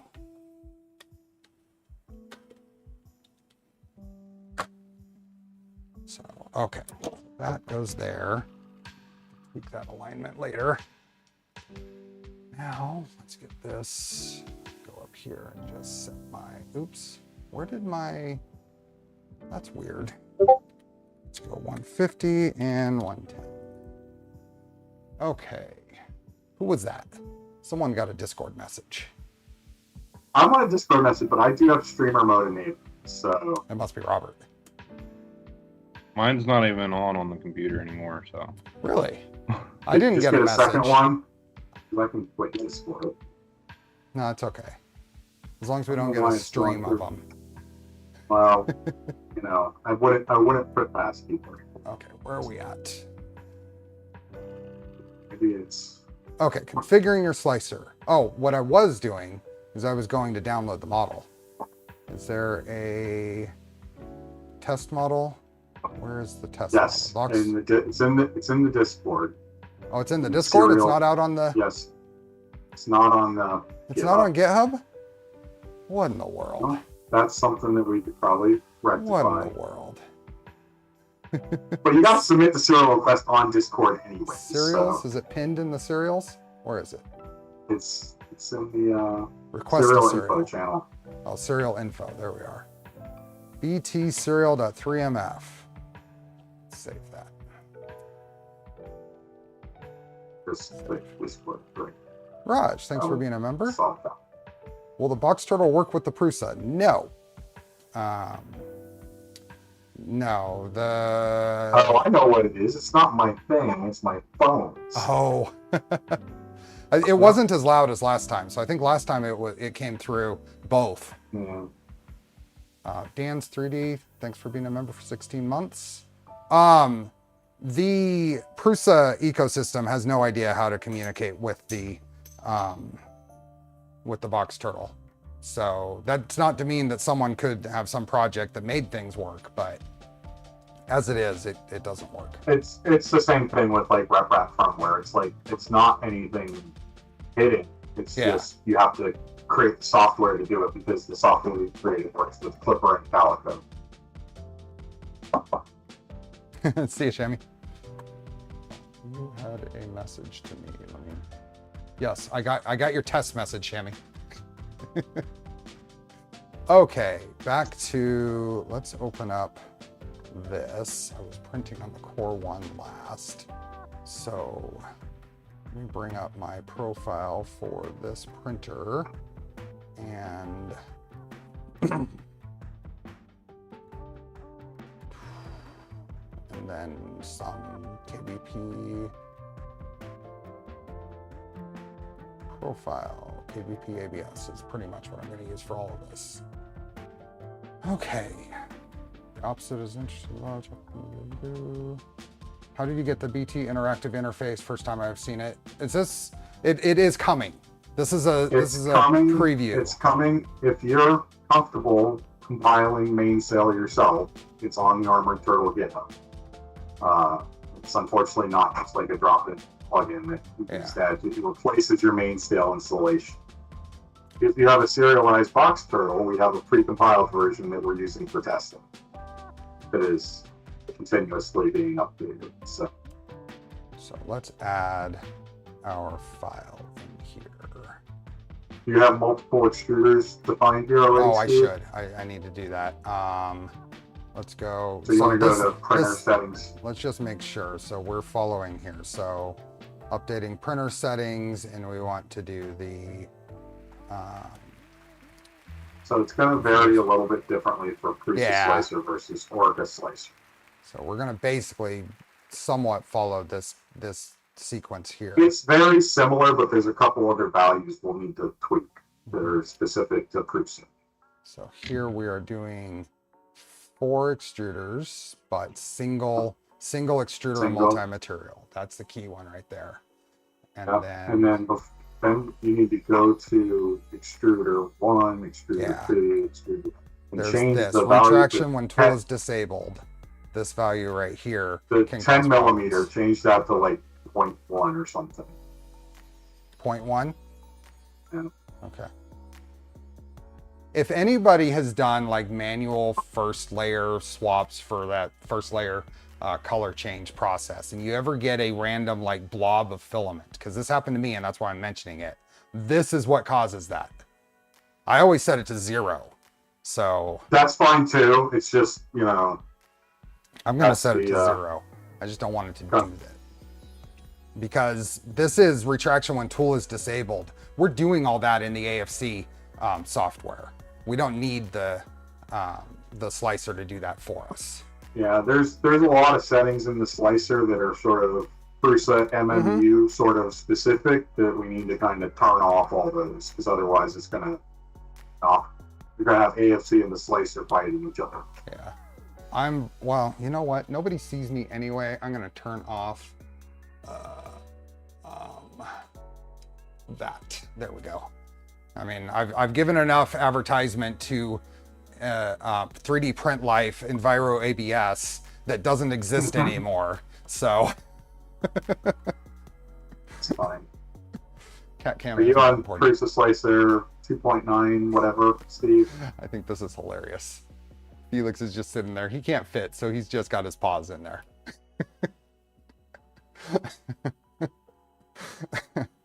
I am on 2.9.0. Yeah. Let me go through and change all these to 0. Save this. Let me just make sure, since I haven't done anything on this in a while, make sure, yep, we're on Clipper. All this. And then I'd also go under single extruder multi-material parameters. Change all those to 0. Oh, okay, because we're not software doing does all one. that. Yep. Right. We're not, yep. Not doing any of that. Save that. And then also, then we can go to the filaments tab. Probably have to do this for each filament that you have. A filament profile. Okay. And go to the advanced tab. Okay. Then we'll need to change all those cooling moves, and the ramming parameters is the big one at the bottom. Like the ramming parameters button. It's not enabled. Ramming settings. Do we want to actually set it, turn them to 0, and then unset it? Yeah. Just. Well, like this that. one, yeah. Can you see that? Yeah. I cannot see that. So since I'm using a purge tower, we still need settings for that, right? Yes, but you don't want to do the ram. Do you want to do the ramming, Rob, if he's doing a prime tower? Huh? Yeah. AFC does that. He does everything. Does AFC do the prime tower? So the prime tower settings are in the print profile, not the filament settings. Okay. Do I have to change any more of these? That we don't want. I think I have those all set to 0. You have all of those zeroed out? Let me look. No, I have all those the same. Just left as defaults? But the ramming parameters is the one down here. At the bottom? Yeah. Click button. Oh, ramming parameters? Yeah, you want to take this down to 0. And where it says no ramming at all. You might have to use the arrows, I don't know. Really? I can't But type 0. Yeah. Okay, well. But it's just the top one where it says the tool ram. Yeah. Just take that down to 0 for all of them. Apparently, if I type 0, there. Oh, there we go. No ramming at all. That's what you want to see. Okay, so the top one is the only one I had to worry about. Okay. Yeah. You can also set your filament load. Different. We're going to save this. Voron. We're going to go. Oops. Box turtle. Yes. Okay. Huh? And then you can also set here, if you want, your filament load and unload times in here, which will improve your slicer estimates. So if you were to slice the serial print now, it'll tell you it's like 15-minute print. It's probably more like an hour and a half, hour and 45-minute print. So you got to put in here, like, you know, your filament load and unload times are probably around 45 seconds a piece. Oh, really? I mean, and you would actually have to. You would have to actually have to time this, right? Yeah, yeah. I'm just letting people know that if they're, I saw John in your Discord was saying that it was 6 hours past the estimated times because the slicer doesn't know how long it's going to take to do the filament swaps. So if we put it in here, it'll get closer to the prints will actually be. So these are guesses right now, but you can tweak those to get more accurate times. Got it. It's just an estimate for the calculation. Yep. And we're going to just use this same filament profile for all 4 here. I think it'll work okay. It'll be fine. Yeah. Okay, now over in print settings, we're going to go down probably to the multiple extruders portion. I do have all the other ones zeroed out for the tool change parameters on mine. I'm using Super Slicer on this one, but it's pretty similar. We want to in the advanced tab of the filament profile, not in the print settings. Right. So I have those all zeroed out on mine. Oh, everything else is zeroed out? Yeah, because AFC is handling all of this part of the tool change, and then when you get to the prime tower, then that's fine.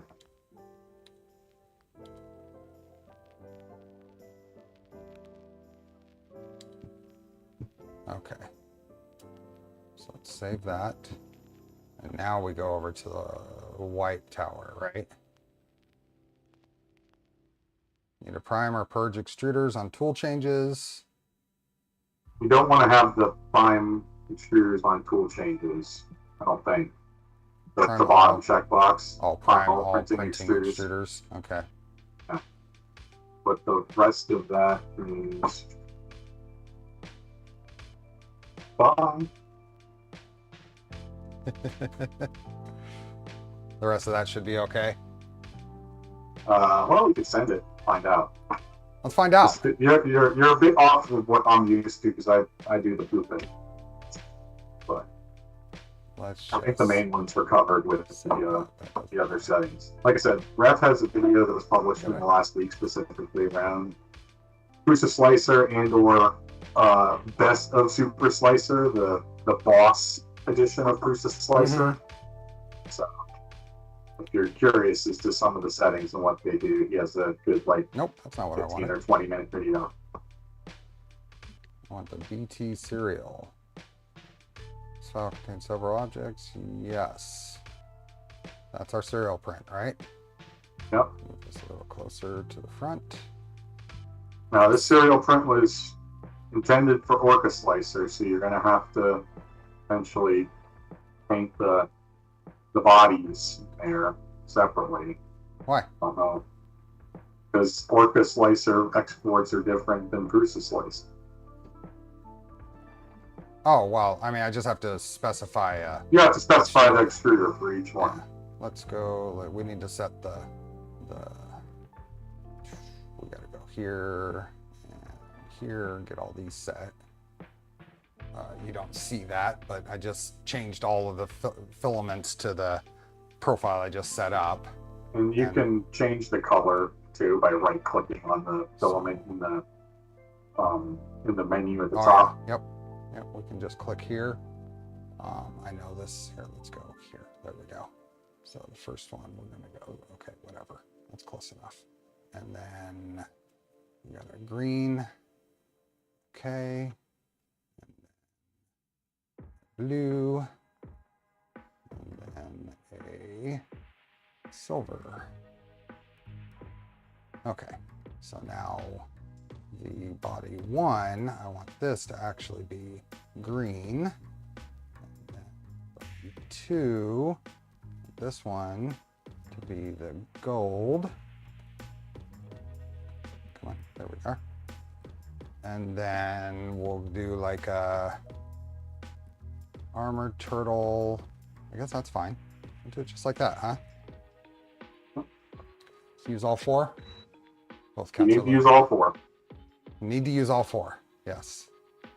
So slice it.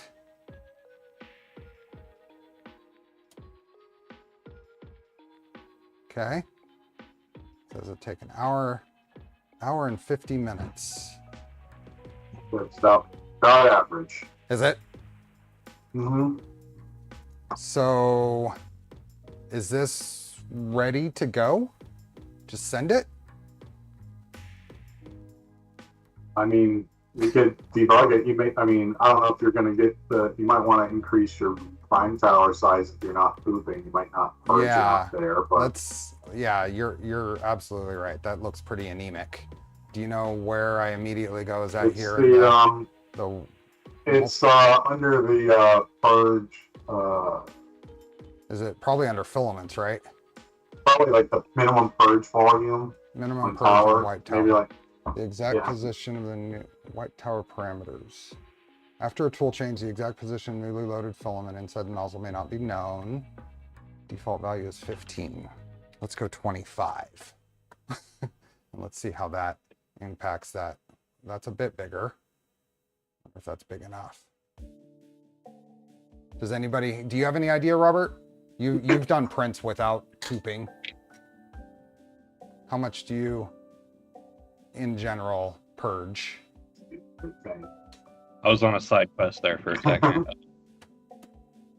I think 80 cubic millimeters. Oh, really? If I Okay. I'd rather go over than be way under. Let's go 80.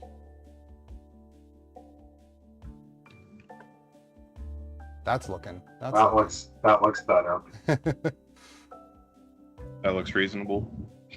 Okay. It only added 8 minutes to the print time.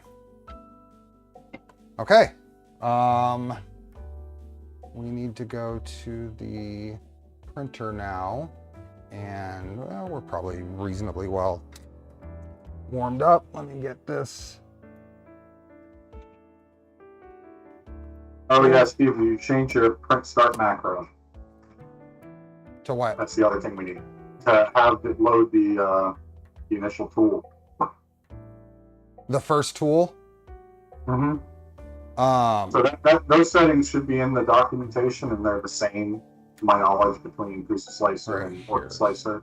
So this is It's the flushing machine. volumes, update the machine G-code. Start. Yeah. So you need to add that tool equals initial tool. Set But the change big filament. one here is that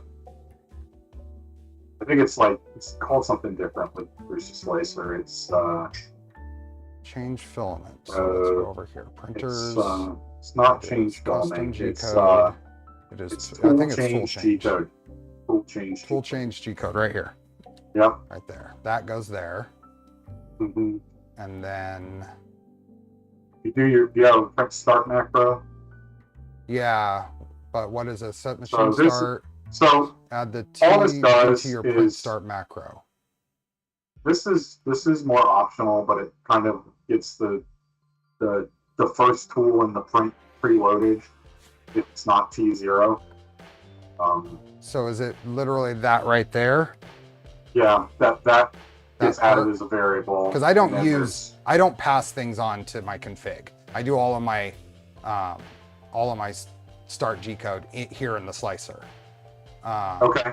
So Then if we go up here, then we're going Yes. to then you add- could just put the T initial tool. and it's not tool. We go T initial tool. Yeah. And that should, because I'm starting with green, it should say T1.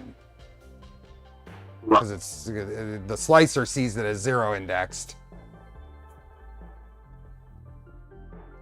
Okay. I mean, worst case, you'll do a redundant filament change when it gets to that point. So, and I probably, let's just see what happens. It currently has lane 3 loaded. So it should do a swap, right? But do a swap. Okay. Let's do it. Slice it. And let's send it. Oh, no. No. Part of my whole little quirky setup is now I need to do a little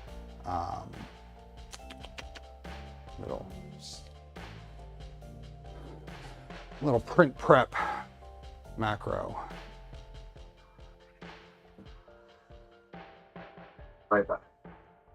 Oh yeah, that put it after the heating. It's probably not a bad idea. I don't know how that's gonna work because I don't. Yeah, I guess that's true. Let's go over here. Put that after the heating. Good call. That means that it needs to be. Go away. Wait for extruder temp. So this right here goes down here before it actually does the rest of the moves. There we go. See how that works. Inside which yet, waiting on a Trident 300, any recommendation on scaling to not deal with shrinkage, or is that irrelevant? I have run into almost no scenarios where I have to deal with ABS shrinkage and compensate for it. Almost no. Not never, but almost never. So I wouldn't worry about it too much. Which one would work best for the box turtle use? Trident is better because you get a slightly shorter filament path for a given size. Okay, so that is changed to after it heats up. Otherwise, we wouldn't have had a successful change probably.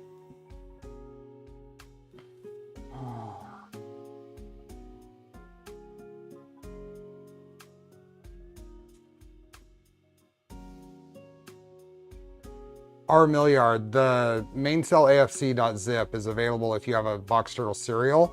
It's easily available. If you don't, then you can compile it from info that's on the GitHub. It's not released yet. It's still being finalized. And that was a question in my Discord stream chat. Yeah, I saw he messaged me. I just haven't had a chance to respond. I don't know how you streamers do it. I'll drop the link to the main cell integration in the chat. There we go. QGL is done. Home.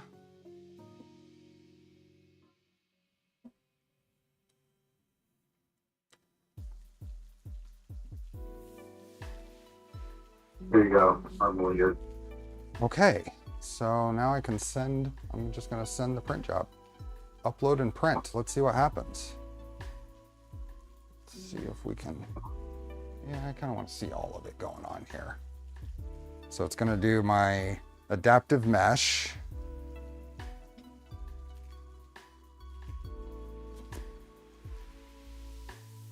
Any plans for a fluid integration? I think so, right? Fluid folks are working on it? main cells already because that's most of our user base. Mm-hmm. I think like 80% preferred main cells, the first one, but fluid and Clipper screen are planned. If you, I don't know if you can, no, you can't see. The preview on Clipper screen does show The multicolor. Yep. Yep. The preview shows the colors I defined.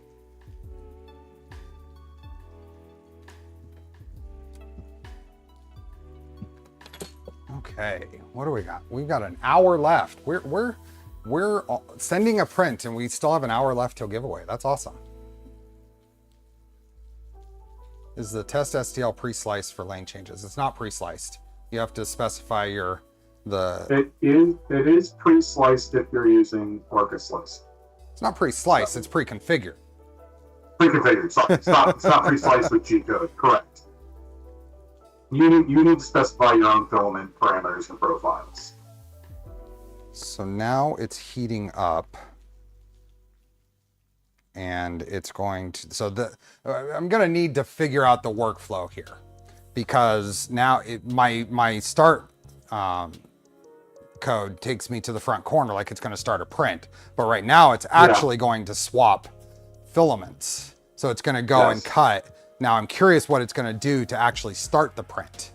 I think it's going to go up here and try to do a purge line and then go back and start the purge tower and then start the skirt.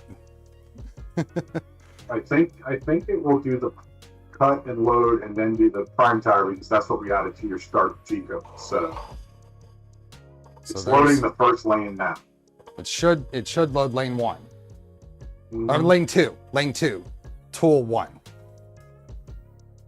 Yep, there it goes. Now why is it? Oh, there it goes. Okay.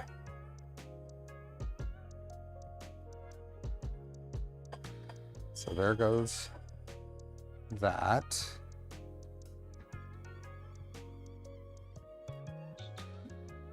Now it's gonna do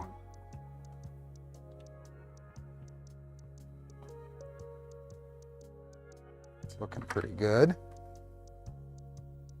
Yep, as expected, and that's cool. It actually got rid of the blue within that front purge line. Yeah. It might not need as much purge as I mean you can tune it for your specific printer. I mean, obviously less waste is better, but you still want to get good color separation on your prints. And it'll vary depending on what colors you're switching between too. It will. If you're going from red to white, you're going to need more than if you're going from yellow to black. Yeah. Let's see how this works. And also, I probably want to. There we go. Should get some better Better light. Oh, geez, that's bright. Yeah, Let's turn those it's down. great for seeing things. It's less great on camera. Let's see if that, it should dim here in a second. When on the next time it comes up in the queue.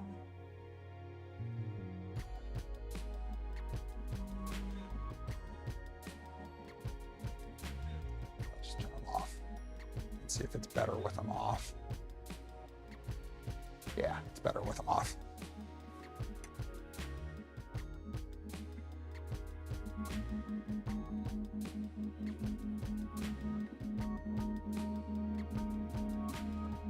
That's a good first layer.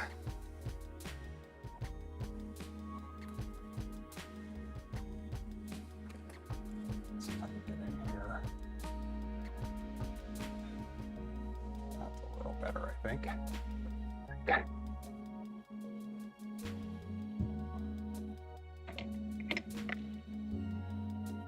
It's the brand of the build plate. This is OSEC. It's a European brand. It is no longer, they no longer ship to the US, and I think they're clearing out their stock of plates. I have one for my future 350 build that I got on a group buy that one of the other helpers arranged late last year. They were like 50% off. So. On the OSEC? Yeah. Yeah. They're 50% off right now. So I think it was like $30 or something, including shipping, something like that. It was pretty decent.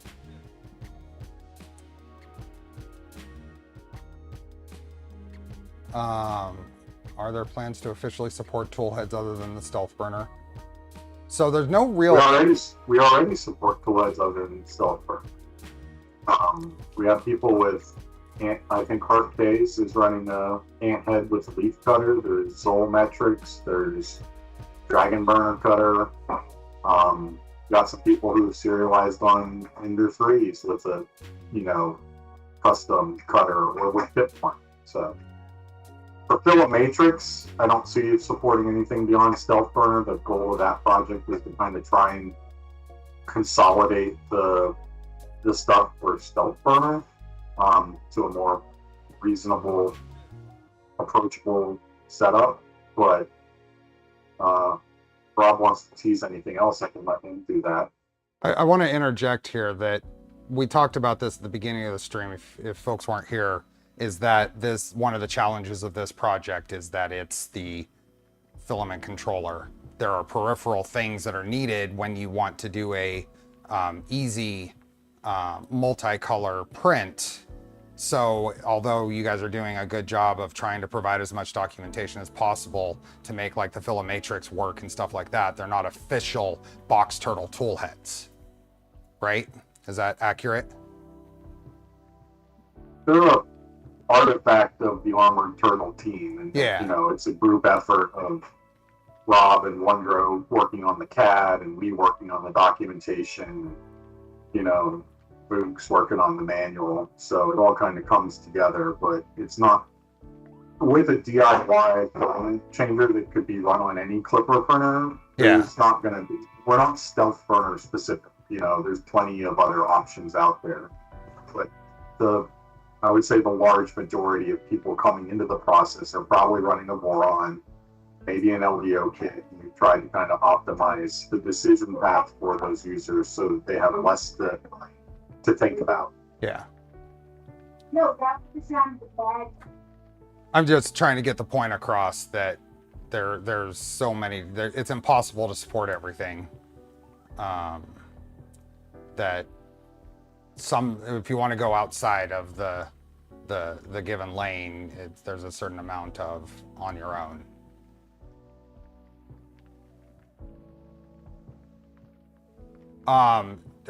Phil, you keep asking about the cleaning the panels. I do a combination of things to get ABS residue off of panels. I have some cleaner called Plexo. It's around here somewhere. I brought it over in case I needed it. I've also gone ahead and used IPA. Now, IPA will damage acrylic. So if you have polycarbonate, you're probably okay. Otherwise, yeah, It's usually either like a Windex and a microfiber cloth or IPA, but be aware that IPA will damage and micro crack acrylic.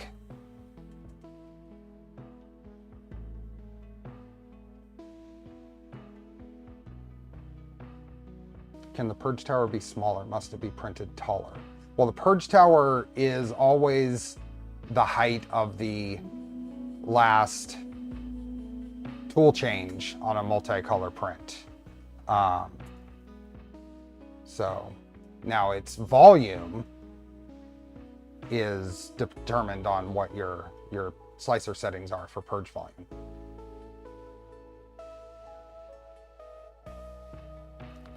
Okay, so now it's going off to the back corner there for something. And what is it trying to do? And lane 1 failed to load the tool. Check filament path. Let's see what the AFC status reports. Where did it fail to load? So it didn't make it to the tool head, but it made it past the hub. So can we recover from this, or is this fail? Yes. No, we can recover. It's pausing. So where is the? Can you see the filament in the path? Is it like just barely short, or?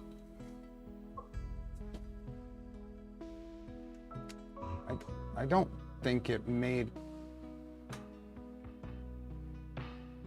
I don't think it actually ejected the gold. No, it did. Oh, never mind. The gold is in there. Put this out of the way. What do we have in here? It's all the way there. Here, that's paused. Can we just do an extrude?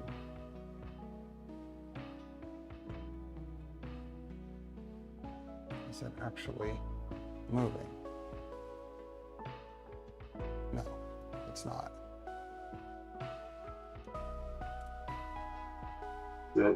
Is your plasma at the lower temperature? No, it's still full temperature. It didn't make it all the way in, so let me open this up and pull the. Yeah, it didn't make it past the. So let's do this.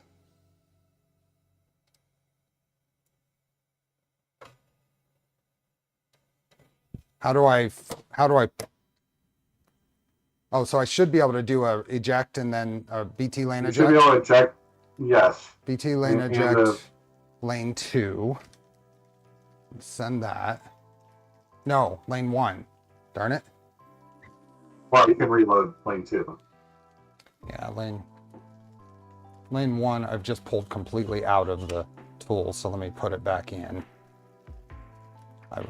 I got it screwed up in my head. Okay, so that's going back in.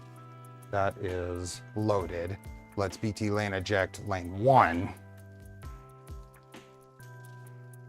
Can we purge to object in full or another separate object as well? Anything you can do in the slicer, you can do with this. So it's pulling out from the tool head.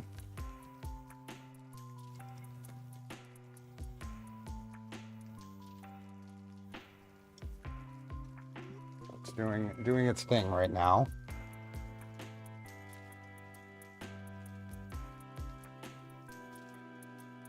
Like I said, we are working on improving error message conditions and instructions on how to recover from failure scenarios with the latest software. Okay.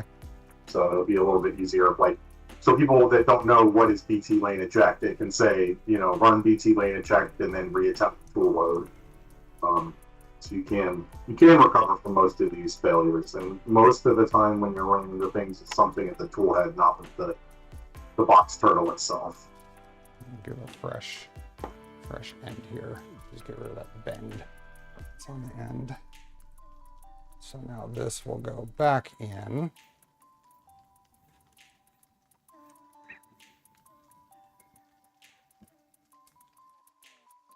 So now I can load T0, right? Mm-hmm. If that was the next car getting loaded in. Yeah. I think it was trying to load lane 1.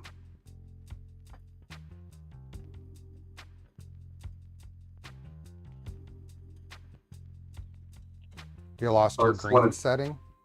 What does that mean? Yeah, when you changed the spool, when you ejected it, it changed the color and the yeah. material. Yeah. It doesn't really matter. What is it doing? Well, now that it's loaded, now you got to resume the print. If it's loaded in, it doesn't auto resume when. No, it's about Is it short? 2 inches short of the tool head. So we can do a. This is weird that it didn't show up in the loading or during the testing. But we can do. Is it possible BT my line move. tension on the extruders isn't high enough? And it's slipping? Possible. You can do a BT lane move to manually advance or retract the filament. So if you're like 2 inches, that's what, however many millimeters, you can move it forward. That did not.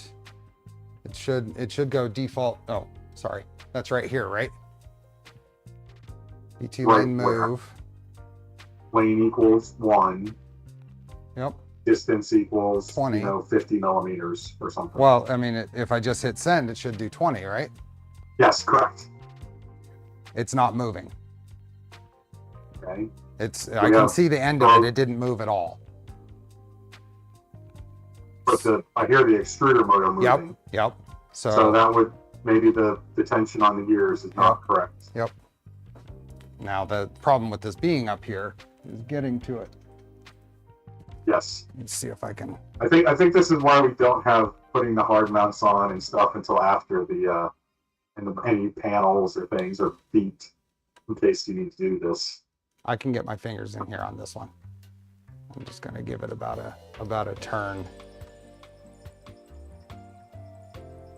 You don't want it too tight. You don't want to deform the filament, right? You don't want it too tight. Also, if you had any sort of grinding where it might have ground a divot in the filament, that could also cause this. But you need to pull the whole filament out to.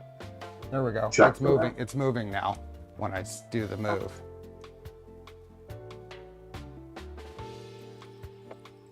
So can I do the load move again? I think if you do the load Or move, just- it'll complain that the hub isn't clear. Okay. Looks like software guys are saying eject and reload.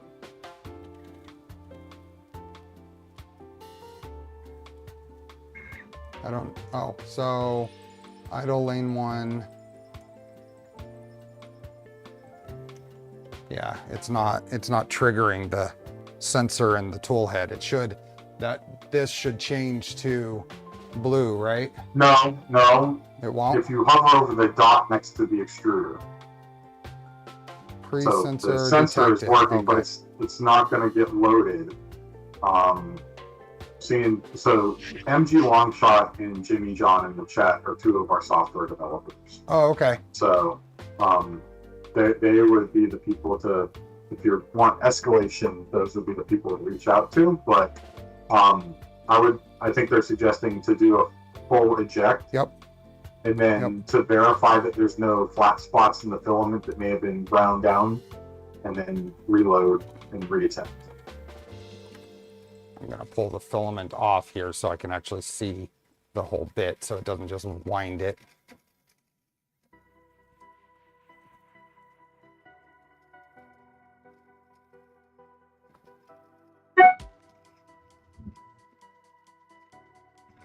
So that was Jimmy John and who else in chat? MG Longshot. MG Longshot. Okay.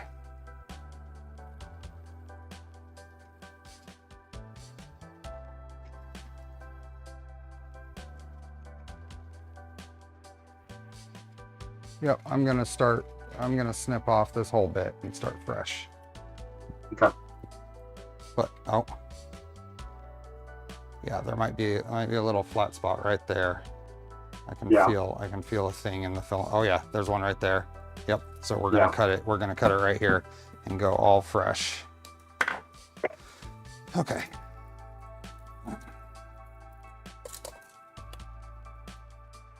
The nice thing about these though is you can do so much stuff while it's paused. You can do that with the MMU 3 or the MMU on Prusa 2. You can do a lot of stuff while it's paused to mitigate problems. Yeah, we try to have as much recoverable as possible because you don't want to lose a 48-hour print because of a failure in the last 3 hours or something. So now I want to. So do I want to hit T0 or do I want to run? You want to do T0 because that's what it was trying to load. So. Okay. Let's watch this. Here it comes. Here it comes.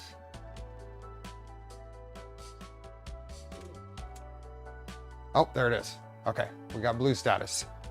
So now you should be able to just put the resume button in main sail. It should go back to its normal operation. Resume print. Right up here.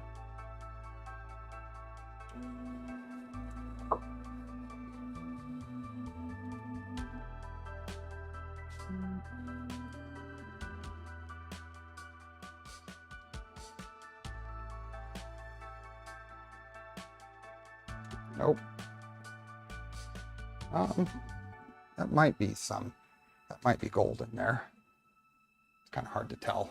The green on the gold. Great. Oh yeah, there's some gold in there. Yeah. Yeah, this is actually good that we ran into the problem. Yeah, I mean, you're probably going to run into problems in your first print or two. The point of the serial print is also to help you tune out any gremlins in your setup, right? It's going to do, I think, around 55 or 56 filament changes to complete this print, including a lot of ones where it'll extrude like 2 lines and then do a filament. Yep. So it will, internally we nickname it the torture turtle. So, because it will test your system. Dougal, I turned off the nozzle LEDs because it was just blowing out the camera. You get a better view without them on. Oh, well, that's interesting. That's a lot of ooze on the back there. What caused that? Could have been from was that from this most recent load? Yeah, I'm gonna watch. So that could be your, like I said, their starting values that were in the file. Might be your tool STN distance is too big. For me, I get something like that on my poop pellets, but because they're kind of coming off, it doesn't matter. If you reduce tool to STN, it'll reduce the amount that comes out when it loads in that filament. But let's keep an eye on it. Yep. We've got 3 colors on there. Yeah, it sits there and oozes for a bit. Oh yeah, it just purged. It just did a purge there back at the thing. Yeah, so that's your tool STN is too big, and that's adjustable. Okay. The retract on the cut will affect that too. So. Right, and push back. So if you retract 20 millimeters and push back 15, it's leaving 5 millimeters in the hot end. And then if you load in the full distance of the nozzle, it's pushing that out. From the sensitive nozzle, it's going to push that out. Okay.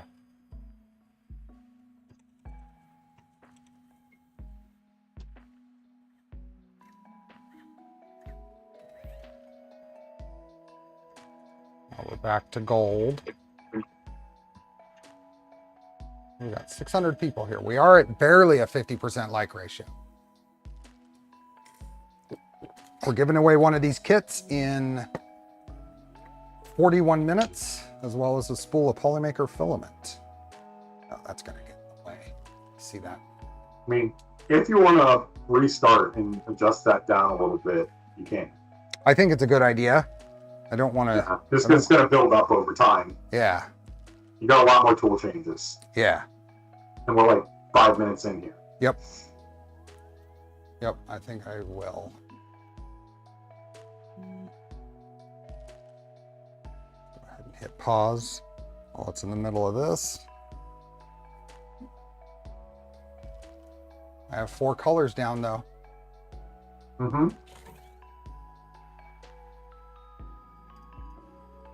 But those strings are gonna really be a problem.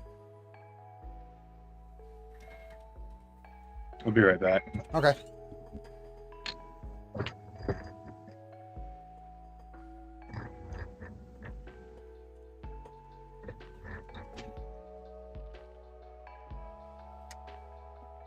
I mean, for when you're doing There we go. pooping, it's better to have a little too much purge than too little purge, because otherwise the poops won't stick to the bed. Mhm. When you're doing a prime tower, if you don't have enough purge, it'll just be a little hole in the prime tower, right? Until it gets up to pressure. Right. We have lane 2 in, so we can just leave that there. We're gonna stop the print, and I'm gonna go back to keep it warmed up at least, so I don't have to redo that. Let me get this print out of here. Well, we'll need to do a clipper restart. So I know, we'll have to do that again, but yeah, if I keep it warmed up, then it'll be a lot better.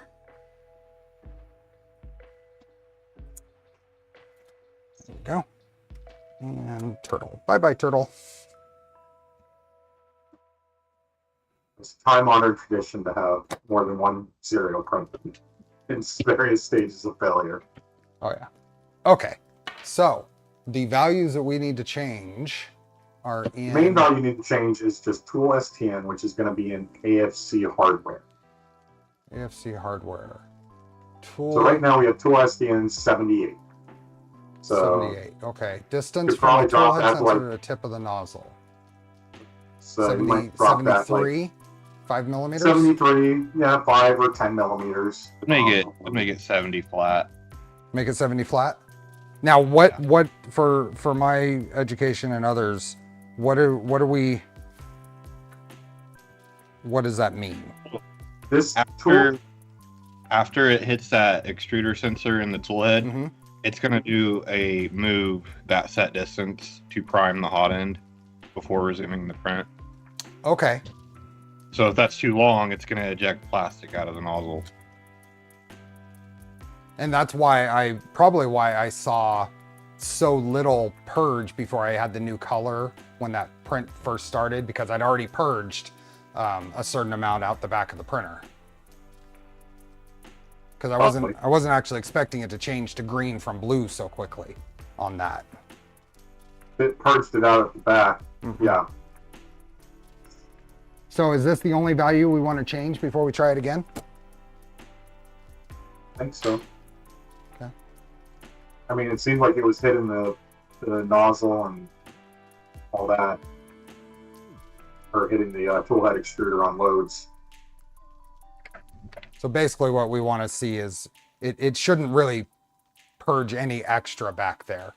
Now there's probably going to be an ooze that happens, Yeah. but some small amount of ooze should be caught by the purge tower Prime tower.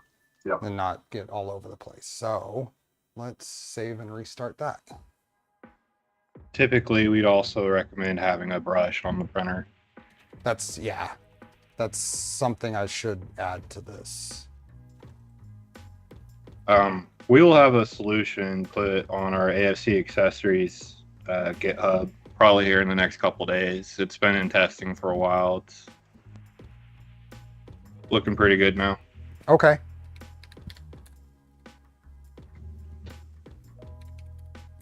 Okay, so this is all still warmed up, so we're just going to go straight to a prep.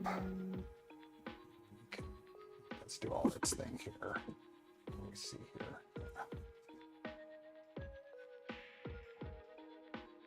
Yeah, just so we can see the stuff going on up here.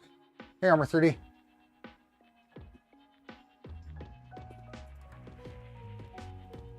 Fox Turtle logo, it's adorable. Fun project. Get that far. Got multiple colors down in one print. Mm-hmm.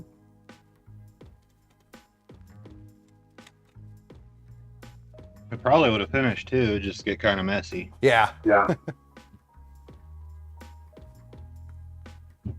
it's worth trying again.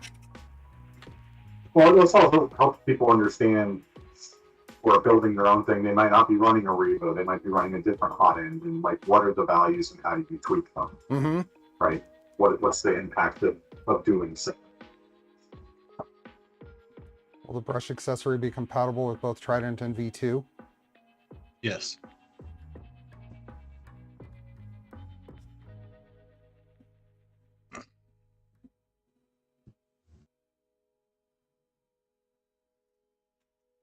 I haven't personally tested it on a Trident, but Wandro, another member of our Discord, that's what he's mostly running on. I've got it on my 2.4. There's a good question there by Dougal. Is there any way to make that value adjustable while printing? Don't think we can adjust tool STM while printing right now. My knowledge. I'll defer to the software guys if they have an update there. Mm-hmm. Okay, that is there. So now I think we just reprint. Nothing to change in the slicer. MyRigs 3D, Filametrics/Filamatrix is not mandatory. It's just a sort of predefined option. If you want to do tip forming, you can do tip forming. If you want to use another tool head better, you can do another tool head better. So it's just the default option if you're not sure and you're running Stealth Burner. Print. And Mantella is also another one of the software developers, just FYI. Okay. Oh, Mantella. Okay. Not currently, we could add that to the list to include with the next big push. Awesome.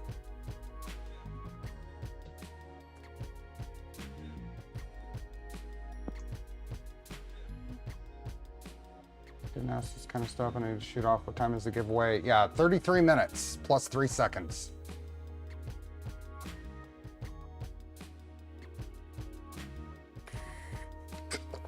Give or take.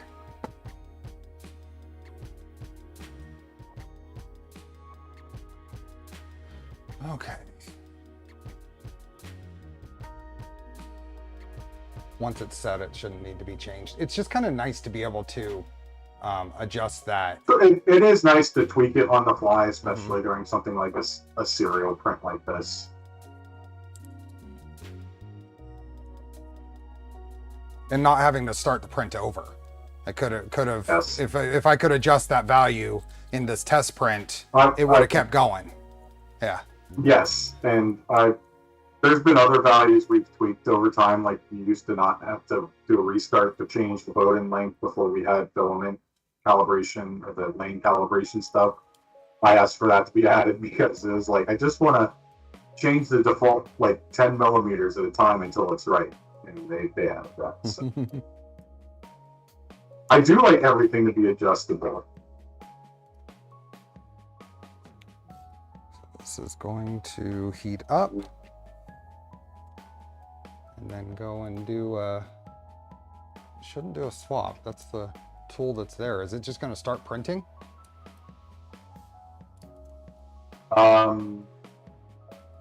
Is it changing the temperature? Yeah, it's going to just start printing. That's good. So it's the, and then it's purging the gold out. Just had to pop out. Did the first test fail?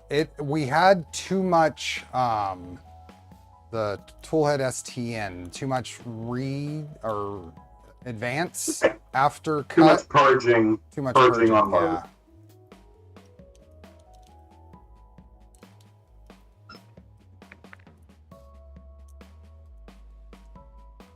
What was the name of the build plick manufacturer? Yeah, OSEQ. OSEQ.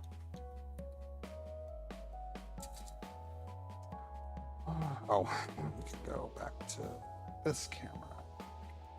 Gets us a little better view there. And let's turn those Nozzle LEDs off. See how much better this is. There we go. Going to prove to be a very important stream for future box turtle builders, hopefully. That's the goal. Things don't need to go perfect the first print. They very rarely do.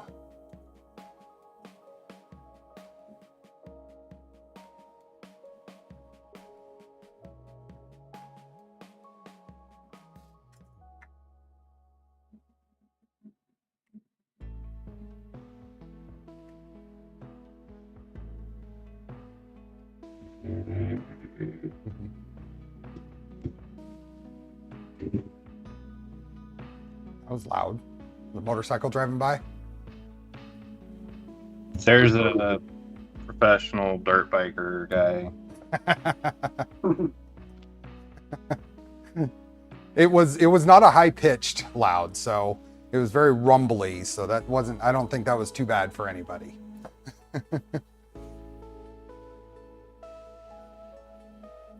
What printer are you using? But this is my 250 V2.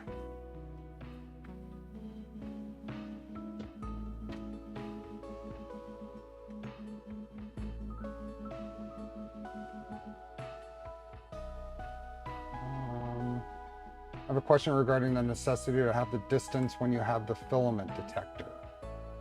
But this is post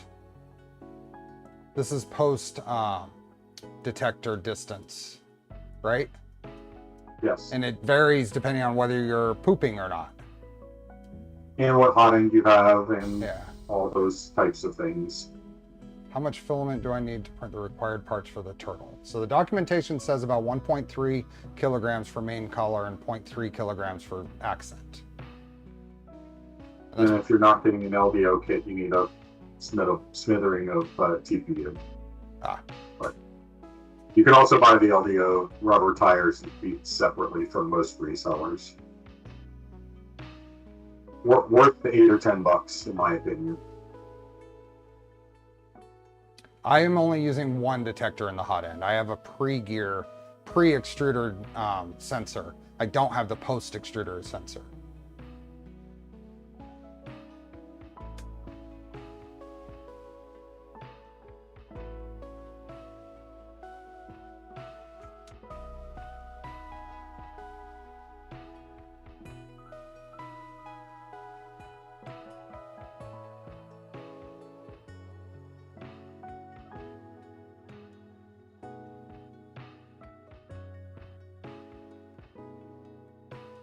I don't think there's enough purge. Well, we'll see what happens here, but I don't think there's enough purge for the blue to the silver because all of it looks kind of blue on this little test part. Does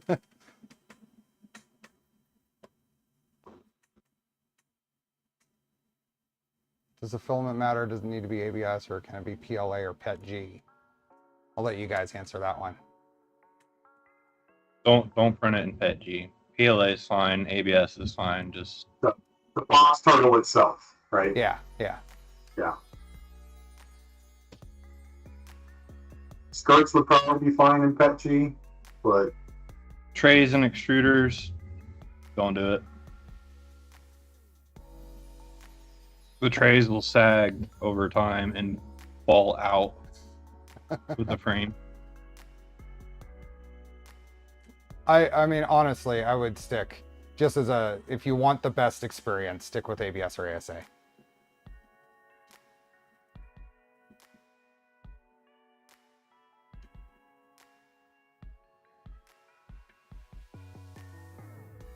I'll also throw a little shout out here that if the 3-hour plus live streams of building is not your thing, Greg's Maker Corner has been doing very focused videos on the box turtle build on his channel.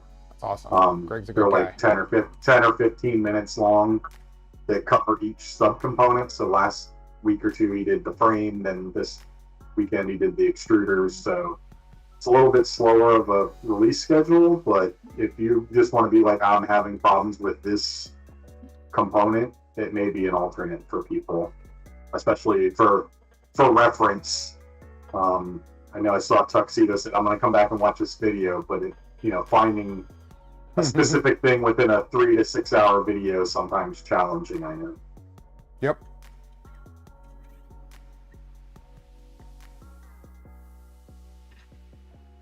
Deanna, ABS-GF should be fine.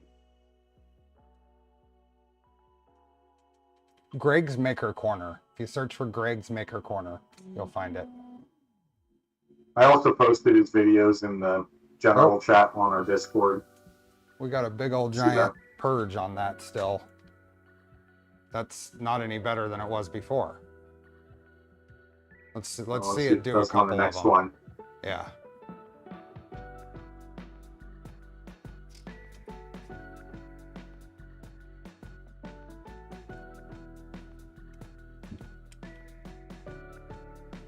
It's definitely, you can hear it. It's not like super loud, but you can hear it for sure.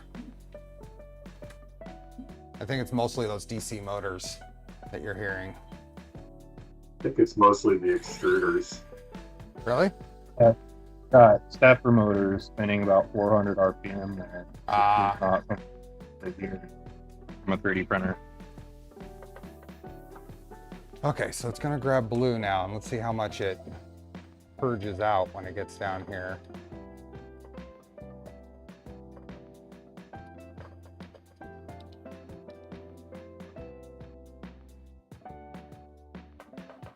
Yeah, it's purging quite a bit still. What are you guys you're using the recommended values, right? That I gave you before for like retract and pushback. Retract and push back in the config. Yeah, I think you used the default ones. We can go check while it does this. We go in here to, what was it? Hardware, ASC hardware. Didn't look like it left as big of a string on the tower though. There. No, that last one ended up staying in the back.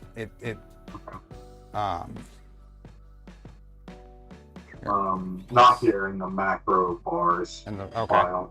Let me see what this does, because we've got the last one stayed in the back. I'm watching for this one. I also wonder if there's a value that we didn't turn off in the slicer that might be doing something here. But Okay, so that's gonna do that. Let's go look over here. The macro vars. Where are we going? to the cut section. Where? So retract and push back. Got push back. So retracting 22 Where? and pushing back 20. Oh, retract length 22. Yeah. And pushback is 20. Is that what you use? Yeah, like I said though, I poop, so I don't mind the little strings. So Mm-hmm. they could be tweaked. We could also try reducing it, the STM a little bit more too.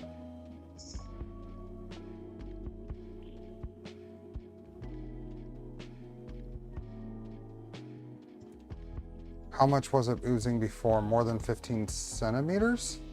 1.75 millimeter to 0.4, like 19 times, and we took 8 millimeters from the input side. Yeah. We are not pooping, Armor 3D. We are not pooping. So this value here is retracting before it cuts. What's the full distance to the cutter on a Revo? That's what I'm pulling up now in the tab.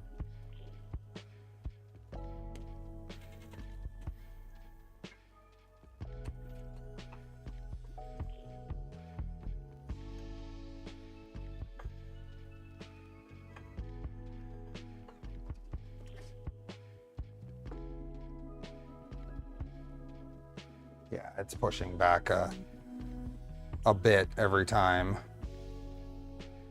Let's see, the string's Dimensions. gathering.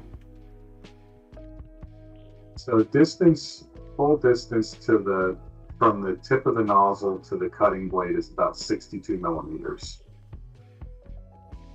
So we're purging 40 And then millimeters of material.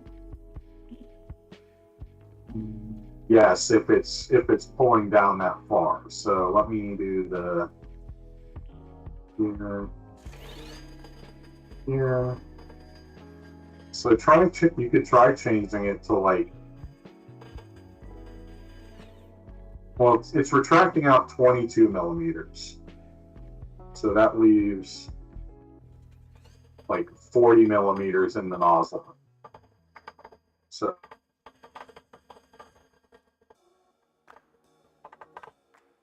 this is the area where I'm not as smart on. I'm trying to figure out like good values for people. Yeah, I get it. What my question is, we edited that other value in the hardware. What is the relationship between this and the retract and pushback? So right now, if you've got the full length of from the cutting blade to the tip of the nozzle is 40 millimeters, or sorry, 62 and a half, say.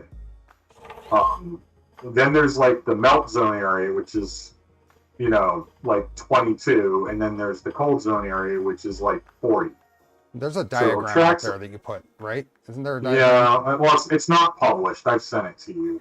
Here, I'll send you a screenshot of various. Because I think it would be helpful to show folks what we're talking about. Now, bear in mind that don't just follow these values. These are just dimensions in CAD. I gotta start Discord again. Just a minute. Quit it. Yeah, we're not doing the poop purging because there isn't a good spot for it to go on this printer.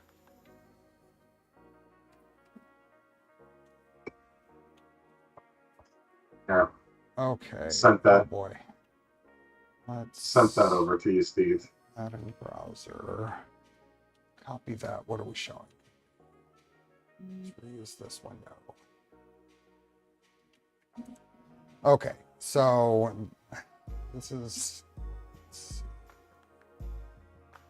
the ones on the left are the ones I just measured roughly. So you have a Revo Voron here. So this is our hot end. Yep. This is where the cutter is. So that filament path between the tip here and the cutter, all these values are what we're looking at. This is 62 millimeters. So this is 40 millimeters between, no, what is that? 40 millimeters between the bottom of the cold zone and the cutter. At least so far as I understand the Revo, right? And that leaves 22 in the hot end. So right now we're retracting out of the hot end, cutting, and then pushing it back 20. So there'd be like 2 millimeters left in the hot end, right? And then when you bring your load in, it shouldn't be pushing out it would be pushing out maybe 40 millimeters if it's doing from the whole thing. Right, so we might need to reduce the tool SDN a fair bit. It's going to be about 2. I was just checking in CAD. What's that, Robert? The STN that you need is going to be about 52. 52? Okay, so I'm going to cancel so this. I need to do a mind merge with Robert to understand those calculations so I can do them for all the hot ends. So let me cancel this print.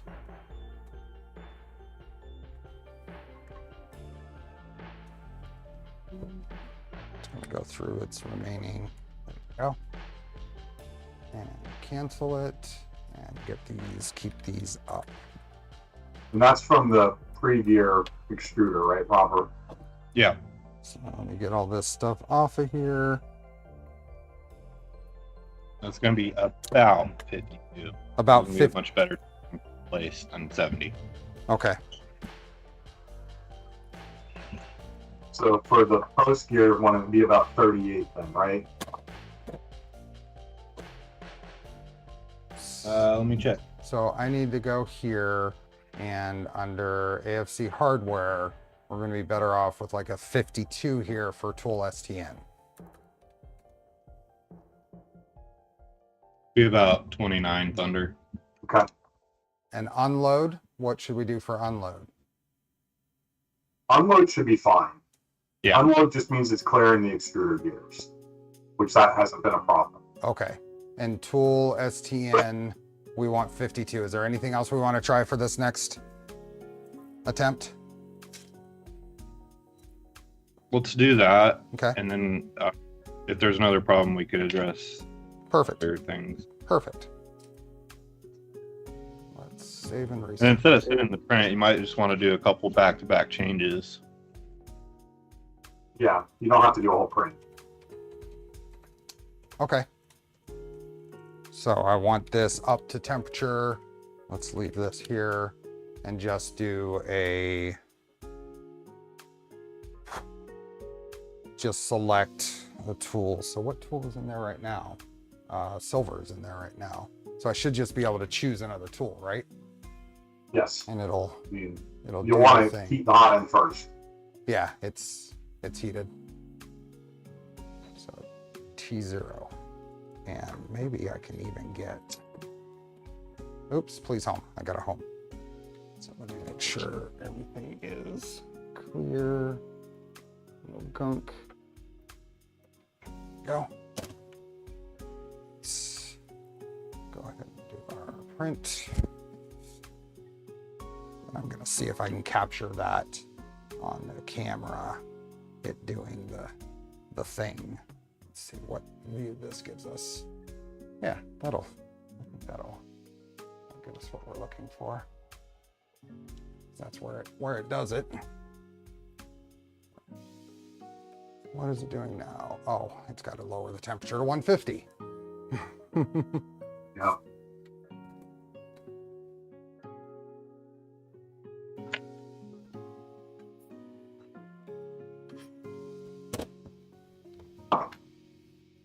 Okay.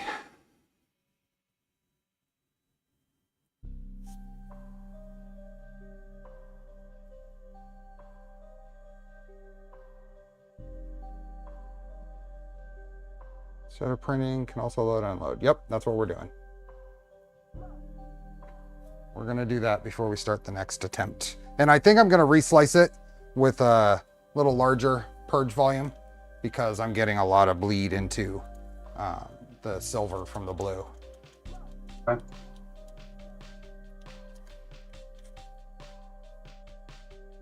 Okay.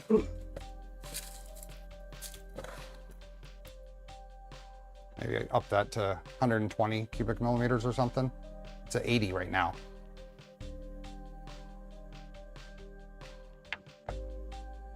Yeah, so when you do it like that, it's just going to do the same amount of flushing for every color. Yep. I don't know about Prusa Slicer, but I know this is something you can tune out in Orca to minimize the waste here. Yep. You can do it in Yep. Prusa Slicer too. They have the similar matrix of how much to purge for each color. Or is that value though? Hey, trucks, man.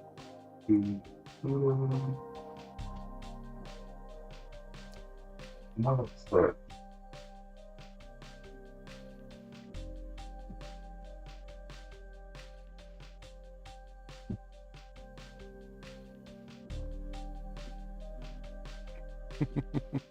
Oh, it's Jimmy John's got a really good point. You do a tool change, extrude a little bit, so we're purging the nozzle after that. We're getting the full effect of an actual tool change. Oh, okay.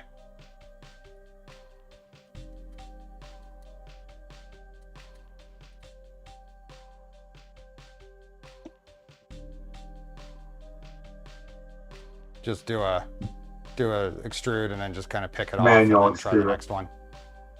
Yeah.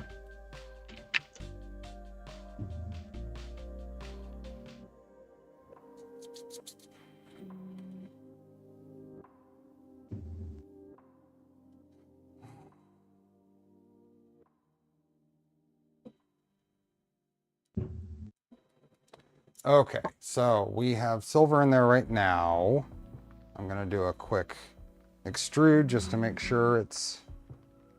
Do a quick. Let's go here, and I'm gonna bump this down. So we are. Oops, I need to heat it back up again. It's gonna heat it up.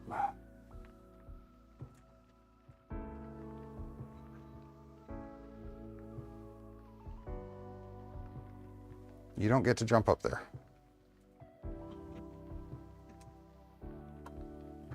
Check the Discord. Filament after the cut for the Revo. Mm-hmm.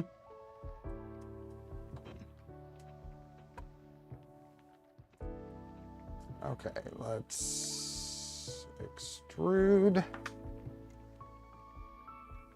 There we go. Sure. Good. So we are on lane 4 right now. Tool 3. Now we're going to change. I'm just going to change to tool 0. This one. Setting extruder temperature. Oh, that's interesting. It's going to set the temperature up to 235. That's fine. Now it's going to come over here. Let's cut.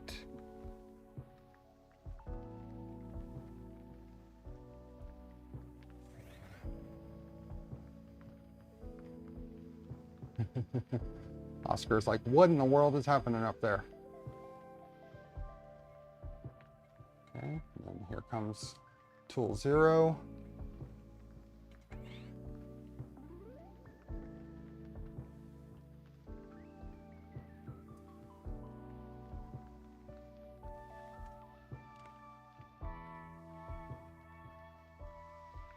Okay, so that worked. It didn't extrude any extra. So let's, let me extrude 10. Let's see if we can get over, you can probably see that. Let's extrude. Yep, 10 gets me some coming out. Mm-hmm. So that seems like that's probably reasonable to try. So let me get a little bit more out here and then pick it, and we'll do another change. We'll do a cycle through each of them real quick. So now we're gonna pick tool 1.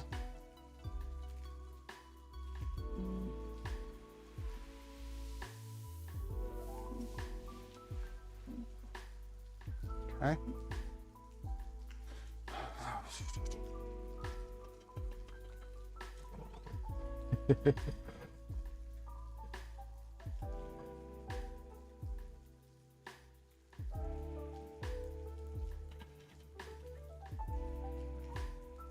This improvement will be fine, but as we are not, we are trying to leave 10 millimeters.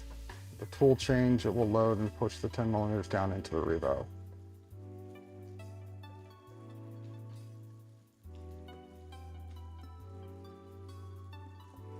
Okay, no extra. And we'll extrude 10. Yep, and there it goes.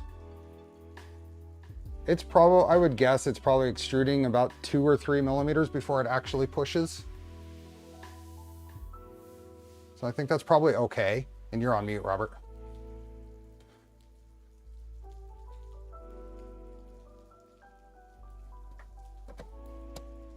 Yeah, let's try it.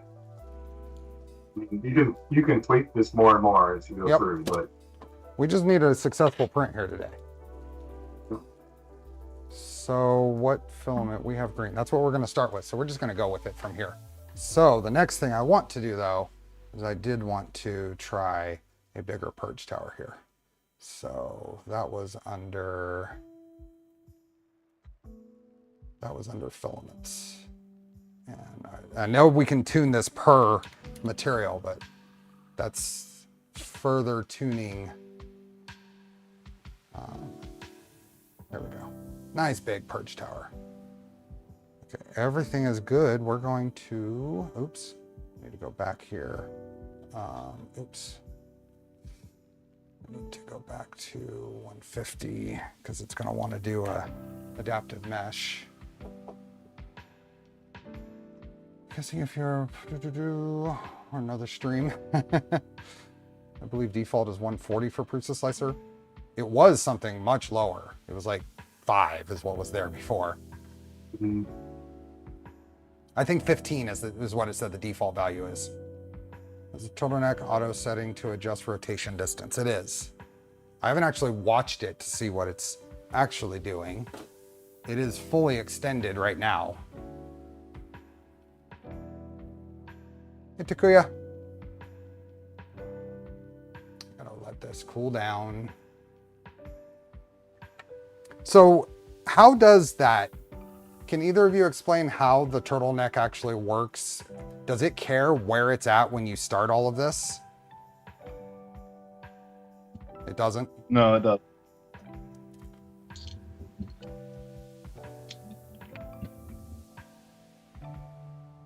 Basically, we'll have the filaments loaded into the tool head, and when this is full, the box turtle is pushing more filament than the tool head needs. Triggering this switch will change the rotation distance so that the box turtle slows down and the tool head burns more filament than the box turtle is feeding. So if it's triggered when it starts, it knows to slow it down already? Yep. Okay. Okay, that, I think we are good. Let's go ahead and send this print job. Resend, upload and print.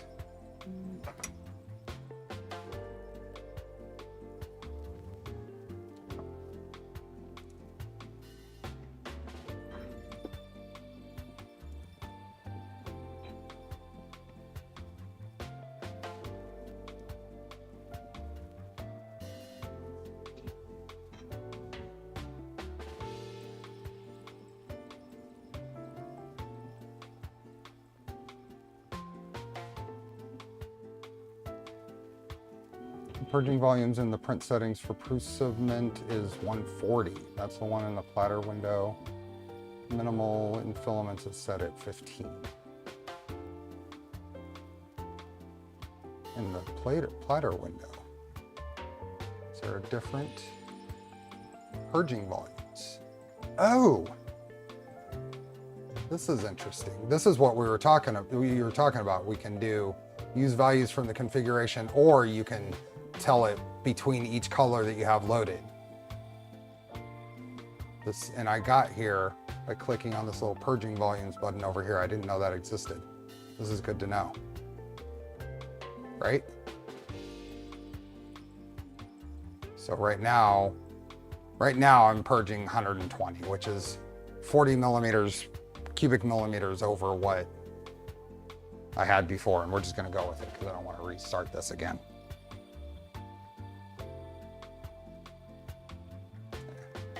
Go in here. We'll start seeing it when it gets going.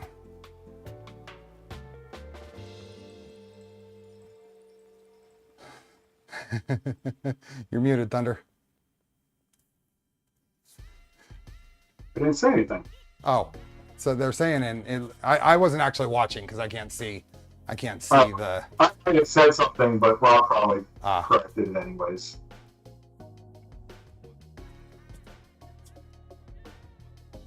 Okay, so we have the correct filament already loaded, so it should just start. There is Oscar hair everywhere. Oscar is a shedder, just like Charlie was. So.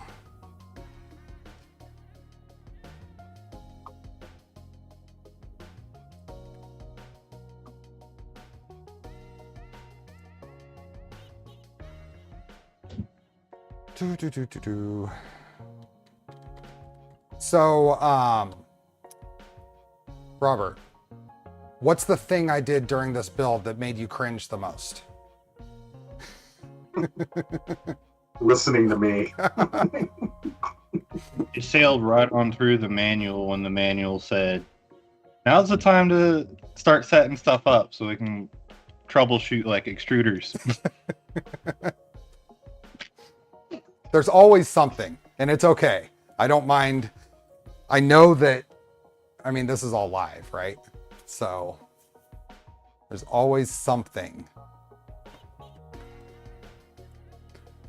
Is there anything that you could highlight that you might have learned from this build series?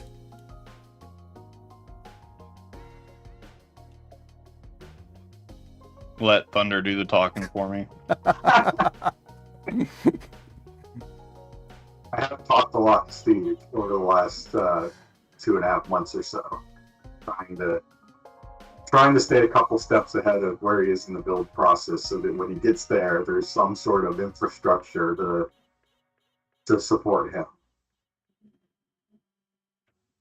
I mean, I found it to be very valuable to have an external perspective of someone who hasn't been in this project for 4 months and knows what all the things are, to be able to know, like, oh yes, I should probably include that. Like even like the extrude max only distance or whatever. It's like I set that every time I do extruder calibrations because I follow like the Ellis guide, right? And it's like step 1. But like if you've never done that sort of print tuning, you don't have that value set, or you did it on a different printer, and so you don't have to do it there.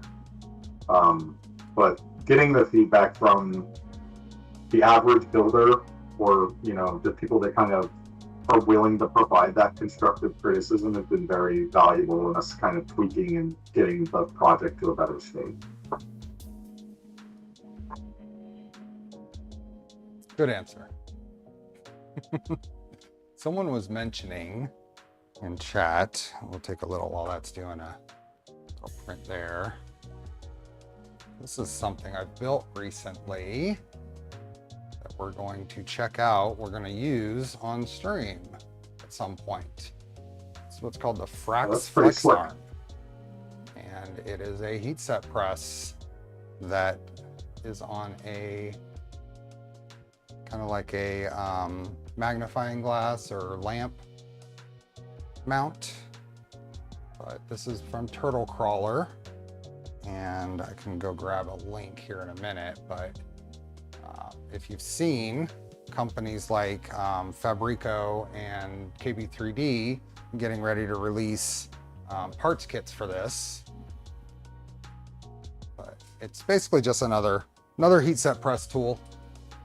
But yeah, it is really cool because I've got a 30-inch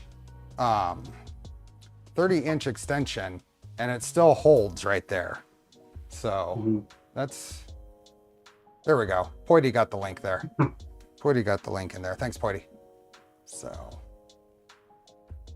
yeah. Now I'm not going to give an opinion on whether I like it yet because I haven't used it enough, but I will say it works. And I think what's going to be nice for me is this goes all the way out of the way over here. I want to, it'll force me to keep this area of my bench free of clutter, but I can get this out of the way, and I'm hoping I can get a better view of doing heat sets and stuff without having to pull something out with a cable going across. And I'm still going to end up needing one of these for the occasional job, but this is, yeah.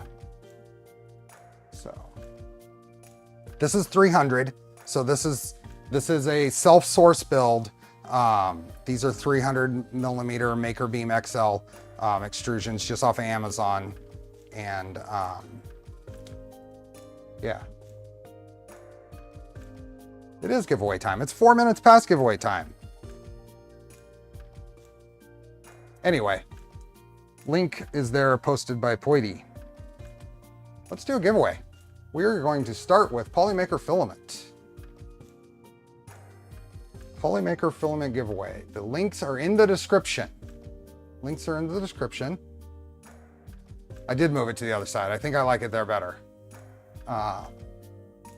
Let's see. We, as always, I close the entry form when we haven't had a new response in 3 seconds. So let's see. Let's go here. So 3, 2, 3, 2, 3, 3, 2, 3. Hey, we hit 500 entries. How many people do we have here right now? 706 people. Holy moly.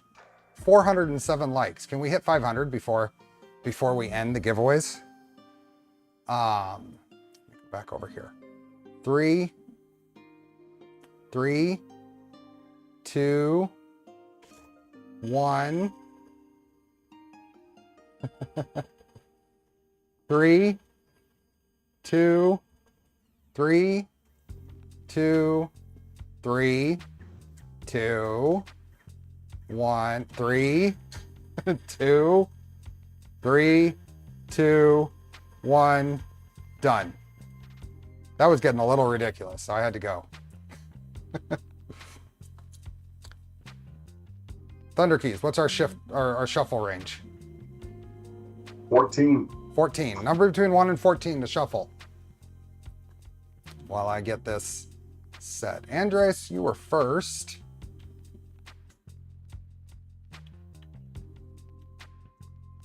Your count emote. Who got in the last one here? Hold on. Kazama got in last. Paste these in here. Okay. Let's see. What do we got here? Brittany Harris, you said 12. We're gonna do 12. As soon as it populates.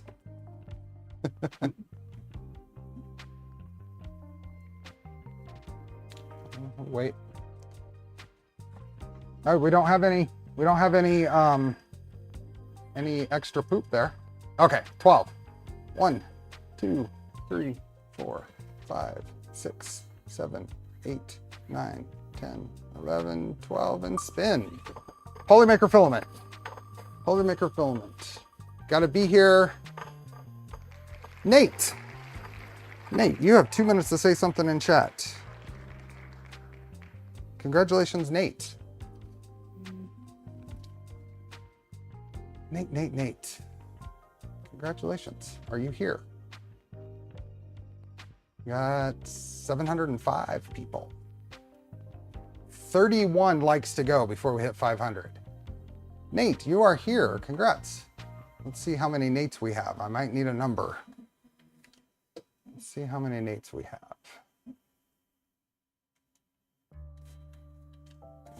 There 3.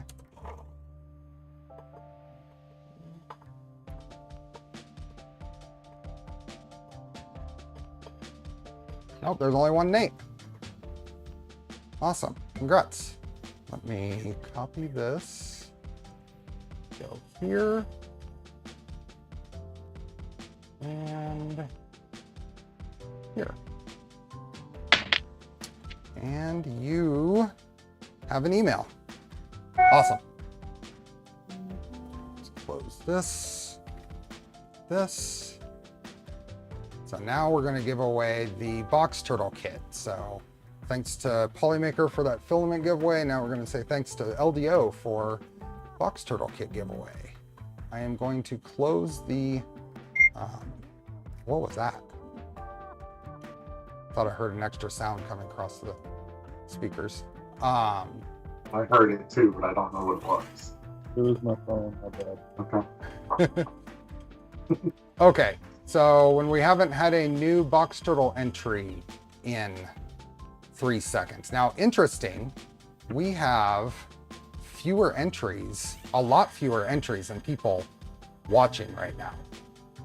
So it's surprising. Everyone has a box turtle kit. There are 100 people here who already have a box turtle. That's what I'm saying. That's what I'm seeing. There's 100 people who already have a box turtle. So I will close this. Let's see. When we haven't had a new entry in 3 seconds. 3, 2, or not a compatible printer. True. 1, 3, 2, 1, 3, 2, 3, 2, Yeah, this is working good now. Still not enough purge between the blue and the silver though. That blue likes to stick around. There we go. 3, 2, 1, 3, 2, 1. Done. Okay. Create this. Andres got in first on this one too. Who got in last? Can someone have too many projects? No. Alan Warwick, you got in last. Okay, Robert, what's the shuffle range on this? 21. 21. That's a good number. That's one of my favorite numbers. Let's go 0 to 21 or 1 to 21. It's for an LDO box turtle kit.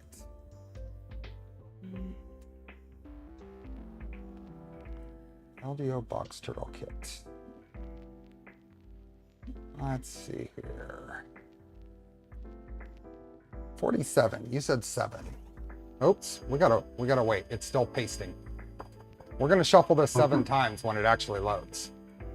Let's make sure the last person there is the one. Yep, there we go. 7.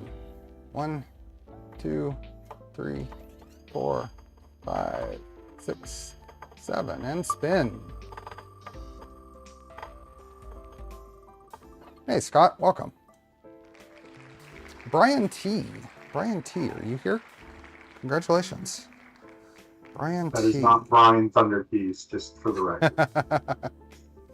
Brian T. Brian Twist? That's a Brian T. Brain twist. Oh, Brain Twist. Oh, there we go. It's not that. Okay. I read wrong. Brian T. Brian T. Nope. Wrong spelling.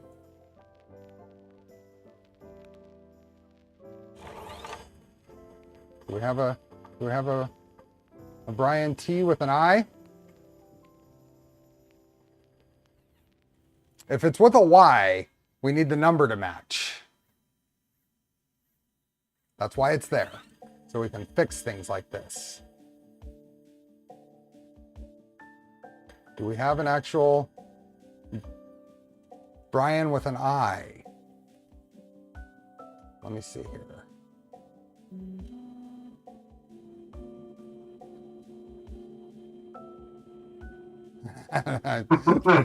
It's Brian. That's funny.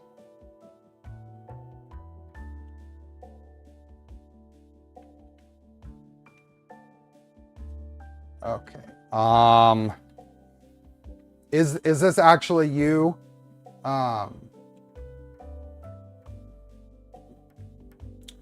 Brian with a Y? He put his number in chat, Steve. That is not you. There is a Brian T in here that spells it with an I. That is not Brian with a Y. I'm sorry, Brian. With a Y. That is the wrong number. And don't just guess another number. Huh? Don't try and guess another number. No brute forcing allowed. Mm-hmm. Here, I want to check something here. Did you set a timer? I did, and it's over. I want to make sure that I'm not screwing something up here.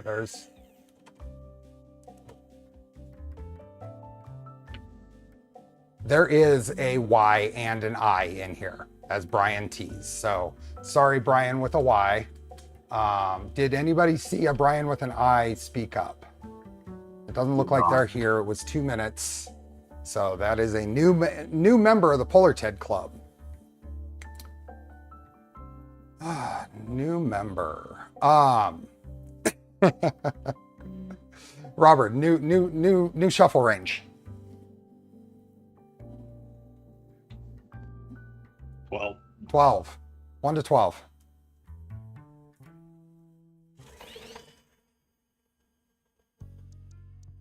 One to 12. Okay, here they are. They're coming in. Who do we have here? Lorelei, you said 5. We're gonna do 5. 1, 2, 3, 4, 5, and spin. Who do we got? Second chance, second person. Justin! Justin! Justin, are you here? Congratulations, Justin. Are you here? I better set a timer.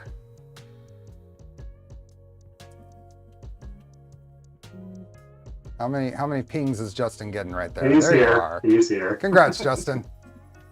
You have won a LDO box turtle kit. Maybe we'll let you start at booth at Rocky Mountain, Justin. Awesome. You will hear from Jason. Congrats. Congrats. Delete that. Unpin. And edit my... What do we got here? We hit over 700. Well, we did hit 500 likes. Exactly 500 likes. Bot muted his original message. What? Whose original message?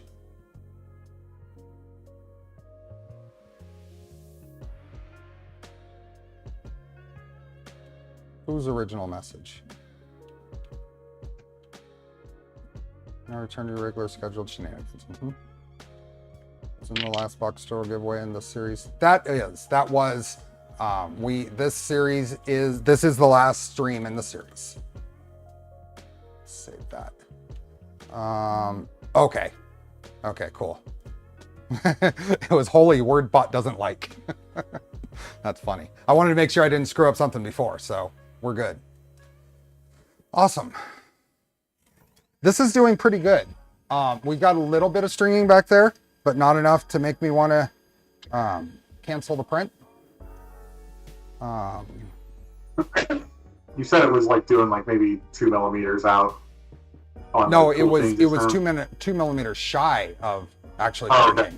Yeah. Okay.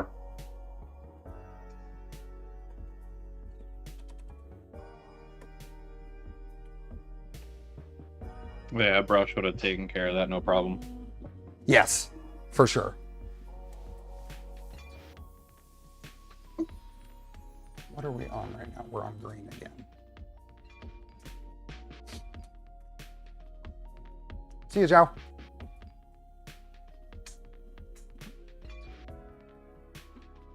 Oh, that's how it starts, and then the biting comes. The Oscar comment. This precursor to the to the fighting.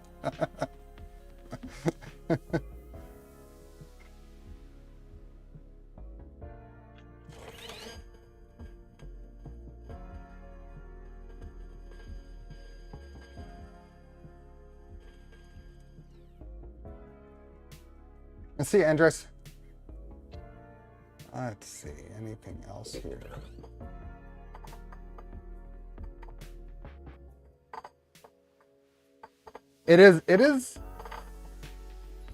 It's not high-pitched loud, but it is loud. Probably don't want it in your bedroom while you're sleeping. Yeah.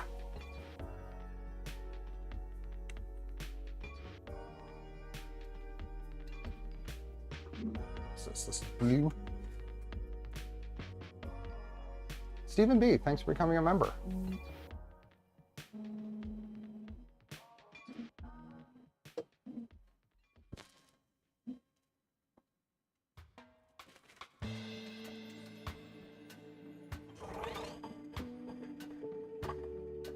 How long it takes to make a full filament change? I haven't actually timed it yet. Have any of you? I'll switch off the filters. This might get a little loud. Here, I'll switch off. Oh, if I can see them. Nice. Thanks for being a member. Let's see.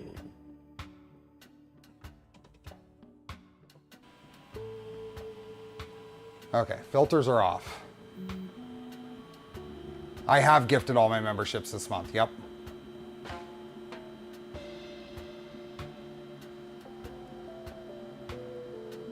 Jeremy asked if there is a site like Boron has, I guess, to showcase colors that people have built box turtle in. It's on the agenda. Cool. And the manual, although that's not exactly what they're asking for, but the manual has that cool feature where you can put in your colors, and the whole manual then is in the colors that you're using. Yep. You can look at the time from when it says doing change to, is that in seconds? It's only by In the console. It's only by the minute though. You need it to the second.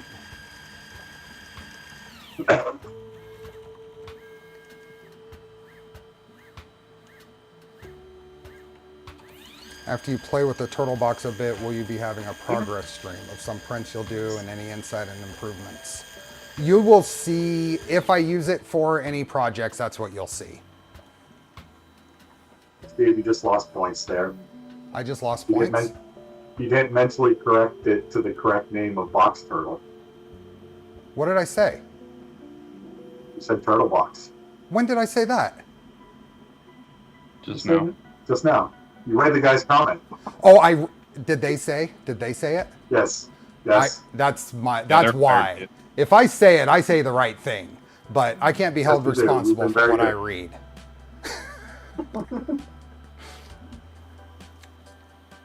It is box turtle, everyone.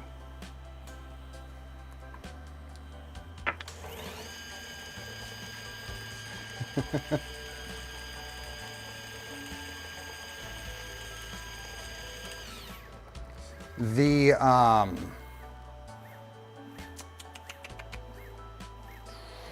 it is turning pretty green, but it is printing silver. It's just that silver is taking all the pigment from the filament before. Yeah. There we go. Where'd the box turtle name come from?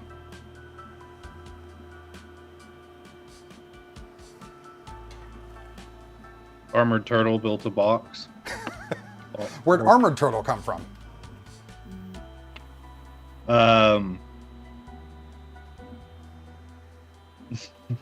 We'll save that mystery for a later time. Okay, that's fine.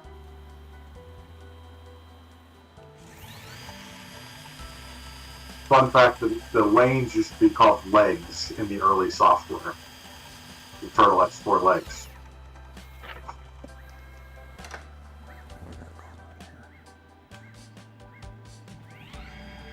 Yeah, we definitely have some purge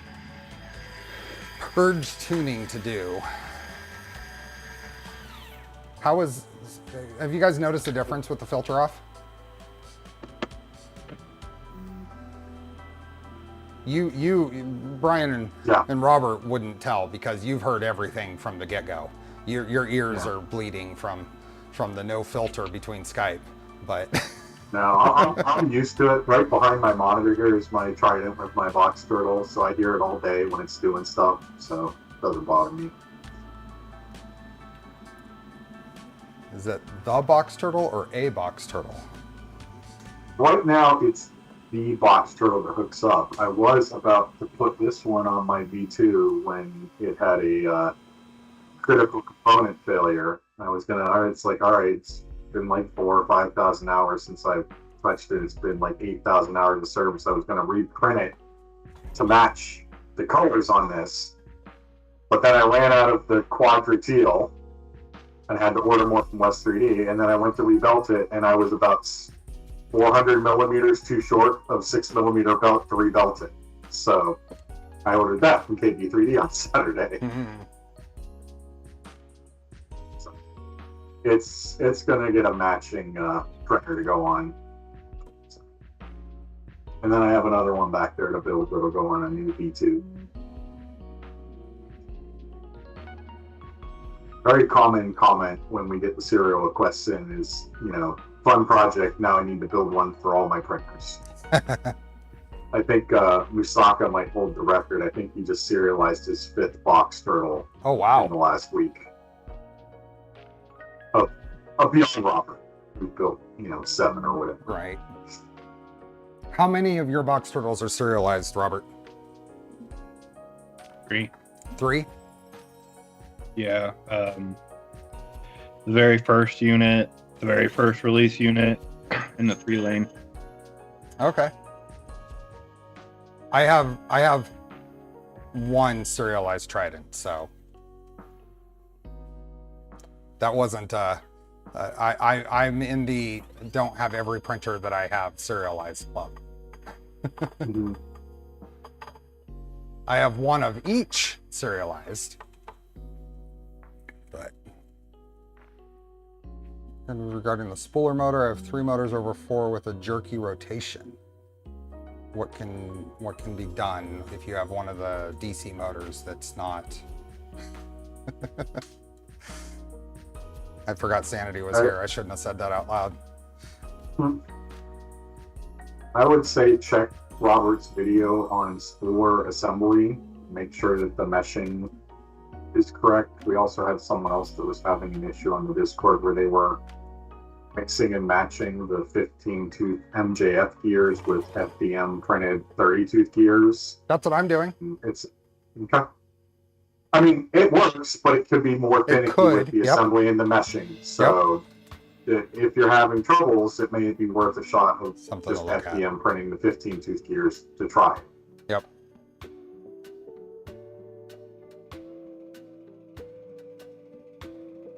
What's your opinion about NSB mod for box turtle? Not so boxy. I don't know what that is. What is the NSB mod? It's a- not so boxy, but is that the one that Jason posted a picture of on Twitter? Yes, recently probably. If it's like angled, Yeah. yeah.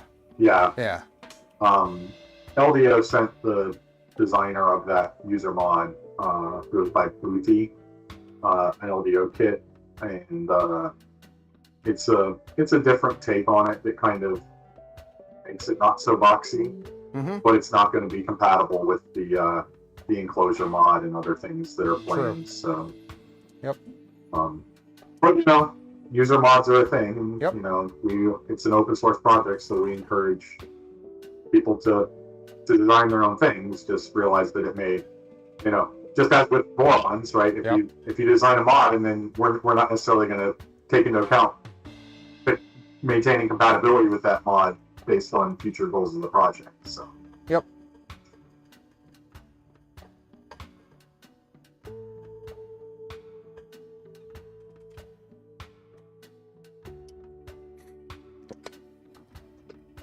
So does this print have to finish before I get awarded a serial number?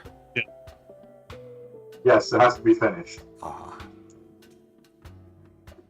There's been a lot of people who have opened their serial tickets before the print has been completed and had to eat some crow and come back and retry it. What is to make it as... What is the criteria? Just finished, or does it have to have no color bleed? No, there's no requirements for like stringing or print quality. The serial is awarded when you can prove that the box turtle did its job, not that you learned how to tune. That's a good distinction. That's a good distinction.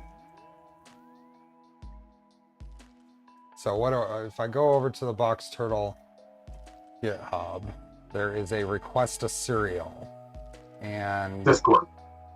The Discord. I said GitHub, I meant Discord. Right.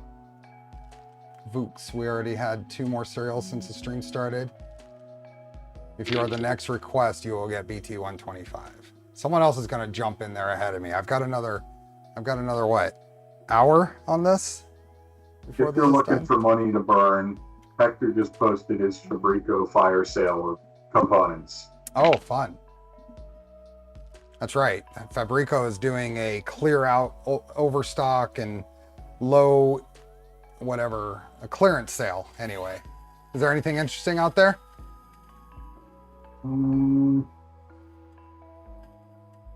lot of random box stuff. Motors, steppers, cameras. It's all in one listing, so you got to kind of dig through all the variants.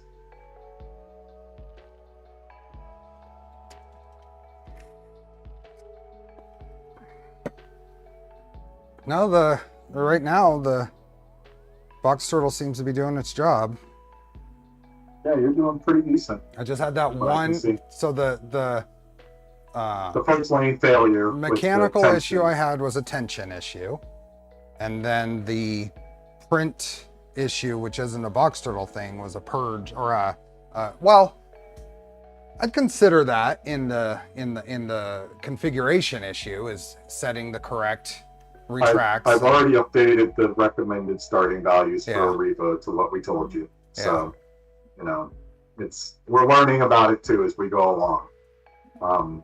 If folks have good recommended values for other types of hot ends that are supported by Filamatrix, I'm happy to, you know, take suggestions on what those would be so we can continue to populate those tables. I'll learn thunder on how to get those numbers a little closer later as well. Yeah. I'm just a baby. I'm learning CAD. Where do we go to? Was posted on his Discord, Steve. I don't know if it's a listing on his. Not necessarily a. Search for fire sale. And maybe it'll pull up there. I'll just bring up this. Let's see what's out there. Copy link.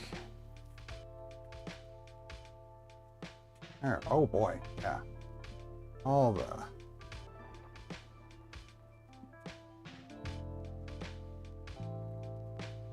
14s.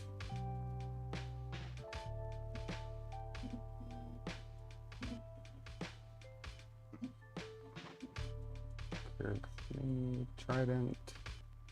Edge-to-edge heater. I mean, it's clearance. It's clearance stuff. So. Yeah. EIN, I don't know what his name is. G2E is an excellent extruder. The problem a lot of people find with it is when you have a machine loading that extruder for you, it's pressing against that idler really hard, and if you don't have the tension exactly right, which is easy to do with Galileo, it will crush the end of the filament and then get stopped in the filament path before it goes to the hot end. So it's just a lot more tricky to get it set right. It's totally workable though. We've had a number of recent serials that are Galileo 2 extruder. Yeah.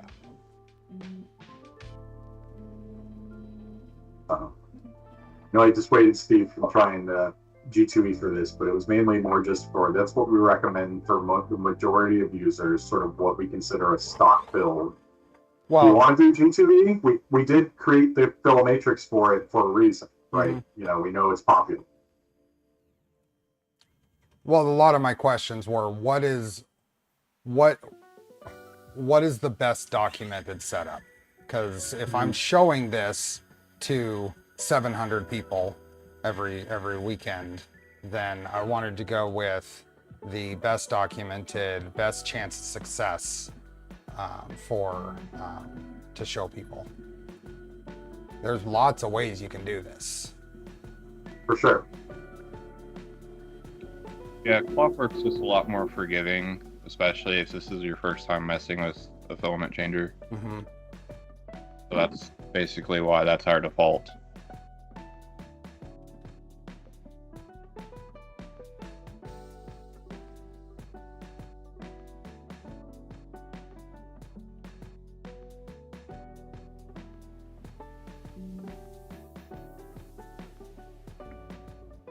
Got all kinds of little, and this is just the filament sitting there hot ooze that's showing up all over there. It's not extrusions. All the little scraps there are just from what's oozing out of the nozzle as it's sitting there waiting for the change. I wonder if it would work to just put a silicone pad there, kind of like on an IDEX or a tool changer. Just put I think it would. I think Esoterical has a little silicone PTSE like bark mount for like a trident. I'm sure that it would be something similar where you just stop on something that's Yeah. temperature resistant to the hot end that prevents the ooze. Bet you that would work pretty well. Then you're down to just whatever oozes in that distance from the park point to the purge Mhm. tower. Yeah. Hey, Stefan.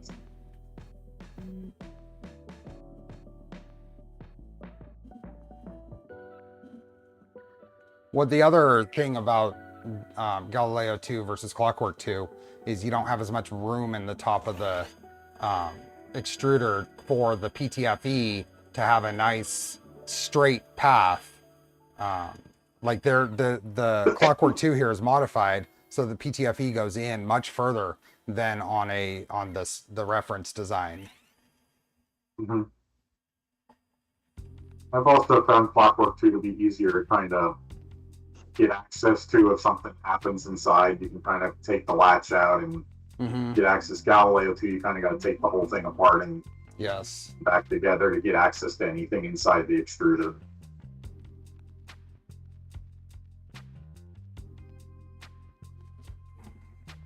How much time does this say we have left? It's all the estimates are all over the place and all wrong, so. Oh yeah, it's and as it gets further up, it does more and more changes too. So, or shorter change. You're spending more time doing the change than you are doing the printing, I should say. It's saying it's on layer 31 of 31, but that's obviously wrong. No, I think that's calculated based on the Z height of your park, where it's parked. Oh, where it's Not parked the- right now. Yeah, When it's printing, it Not- should give me a more accurate value, huh? right. Yep, 15 of 31 is what it's on. Yep. So it's about halfway done, and it's been going for 40 minutes. So the estimate, it Yeah. seems like it's pretty reasonable then. Didn't the slicer, what did the slicer say? The think it slicer said an hour said and 2 50. hours. I'd say somewhere in the hour and a half to 2 hour range is typical Yeah. for a serial print from what I've seen. I mean, you can probably get it shorter with shorter bowden lengths and increased speeds, but there is a limit to how fast it can retract and purge and all of that. It is 57 tool changes is what it says. So something I'm noticing here but I'm gonna shift this camera a little bit. Something that's really handy to have in a system like this is these slot covers. Yes. Yes, indeed. Look at all this debris that I'm not gonna have to clean out of extrusion slots because I have those. I had to, when I was tearing down my V2 to do the rebuild, I had to pull out like the little hand vacuum to suck up all the little bits that had fallen into the extrusions. I do have some of the OpenBuilds covers that I got off your link. It's like I got the stuff with the LDO kit, but it's not enough to do all the extrusions in the print. So a bunch. They're in the US, the best place to get these and really high quality ones is from OpenBuilds. And I will plug an affiliate link. It is in the description to OpenBuilds for these. They are really handy and not that expensive. So if anybody sees the benefit, then check out that link.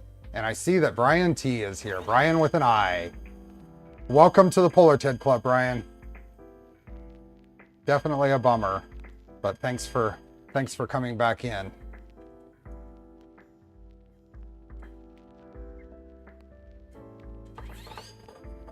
It did go to a good person though.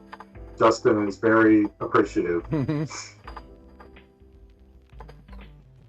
If you're on my Discord and you send me a message, I have a special role for Polar Ted Club members. So, hey Glendon. Hi, Glendon.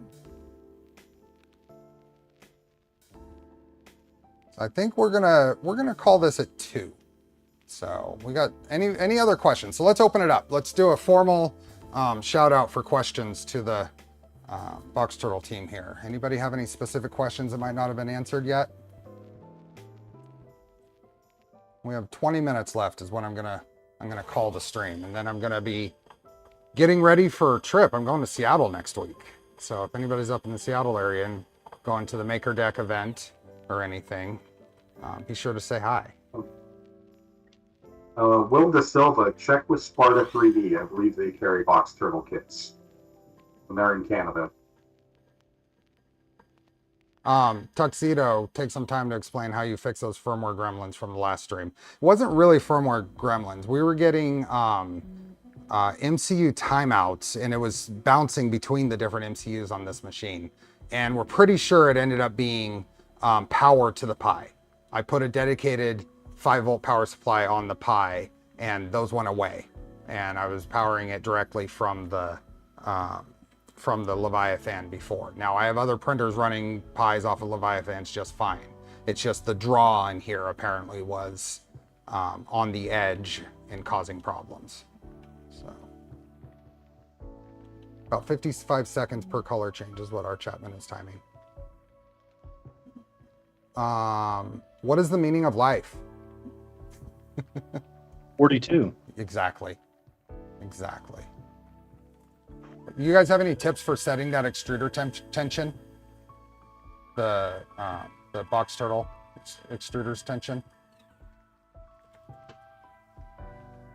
I just feed it through by hand and back out the anti-squish until there's barely teeth marks in the filament when I'm pulling through it. Mm-hmm.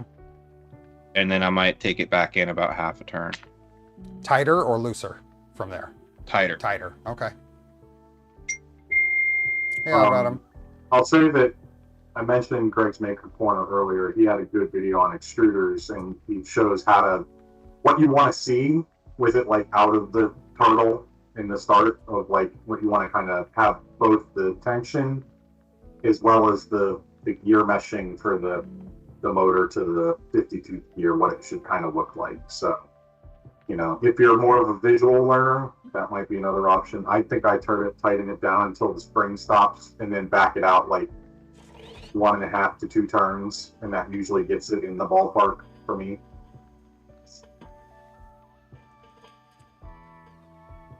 Are there plans for a Rev 2?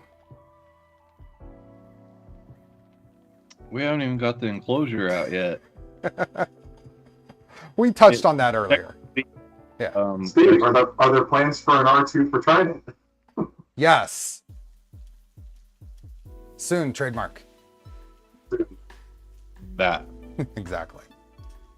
What if you want to bypass, is there any way to bypass the AFC or the Box Turtle if you want to print? What would you do?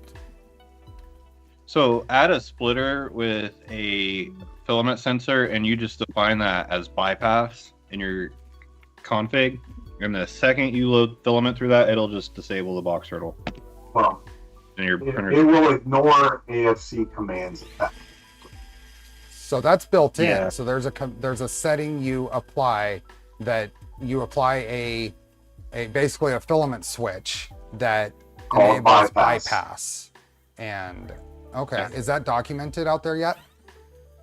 Yes. I'll find the link and put it in the chat, stream chat. But you just have to have a filament switch sensor named bypass. When that switch returns true, AFC will just not process commands and ignore them.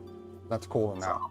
It's good for like loading in like a 5 kilogram spool or TPU or something like that. You don't want to run through the box through.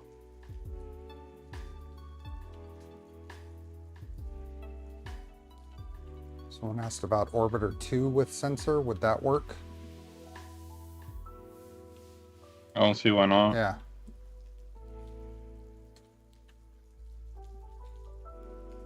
Shalonki is asking on behalf of me and probably others, how far out is the updated bypass switch? Is there an updated bypass switch? It has not been very high on the priority list. Okay. The current bypass switch that's on the AFC accessories page on the Armored Turtle Kit Hub the bypass lane has a pretty tight bend radius, because we prioritize the primary AFC filament path being as straight as possible. It doesn't have to use that one. If you find another filament splitter that has a switch that actuates when only one lane goes through, that's fine. But I'd say we're currently prioritizing development of the enclosure and TBD projects. Up to this at Rocky Mountain. Okay. Someone asked about what buck converter I used. I'm just going to throw a link in here real quick. This is not an affiliate link. It's just an Amazon link. That's the buck converter I ended up using. It works well because it already has a USB-C on it, and I'm using a Pi 4.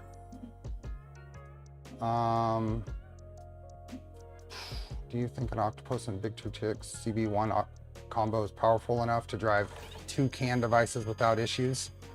I would never say any of these are going to be guaranteed without issues. And the CB1 is a little underpowered. So the frequency CB1, of reported problems with CB1s is higher than most other setups. It's a little underpowered. There have been some changes to Clipper recently that may improve that, but if you can get by with like a Pi 4, I'd recommend the Pi 4 or a, real computer. But there are people who have it working. It's just you might get more timer too close or other weird things that are difficult to debug. Spectra on my CR10 conversion, I used all the same lengths as the factory CR10, and I think it was probably 100 millimeters tall or something. I don't remember exactly on that. What's the consensus, wipe tower versus filament poop? What are most people doing? Do you see more people that just go ahead and poop, or? I see more people that just poop and kick it off onto the deck of the printer. Yeah. On the serial requests. And that's just a whole lot easier to do on a Trident because you got a lot of space there that you can put a container. I know there's people who do it on a V2 too, not even having a container, but they may just be rushing the serial request and figuring out the cleanup duty later. Yeah. I will say that if for the bypass switch, you could just have a regular inline filament switch somewhere that's before the miner that acts. It doesn't have to be an all-in-one Y splitter with a filament switch too. There's another turtle project called Filatector, which might work well for that. Kali, this is more of a satin build sheet. It's not textured, it's not smooth. It's more of a satin finish. The box turtle can work well with USB. Works with USB, and that's the AFC controller. The AFC light controller is what's determining that, and it has both USB connections and CAN. I chose CAN because it's a simpler wiring setup. I run 4 wires, I'm done. And I don't have to deal with a right angle connector on this version of the board that I have. The newer versions have a different connector though that doesn't require that.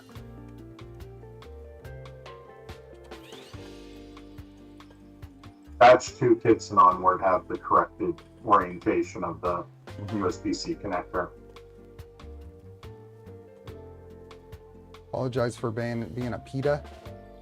What is a little bread thing? Never mind. But you are very precise with your builds. You have 2 other clever, dedicated people with you, and yet that print in the build plate looks very messy. This is first print pre full tuning, Eddie. So this is I don't have any kind of brush set up. I don't have any way of controlling filament ooze. So I'll say I've seen far messier in serial prints, but a clean turtle is not a requirement. We're mainly concerned about is the box turtle working? Is what it it's supposed to do? Making good filament swaps. I mean, the idea behind the serial print is that you can then be confident you can do a big, long, multicolor print without having to sit there and watch. Because there's nothing more frustrating than starting that a 15-hour print, and 45 minutes in, it sits and pauses and waits, you know, while you sleep overnight.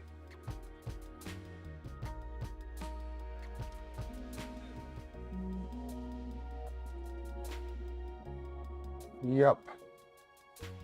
Where do you download the serial print for the box turtle? On the Discord. I said it right that time. If you go to the box turtle GitHub, there's a link to the Discord.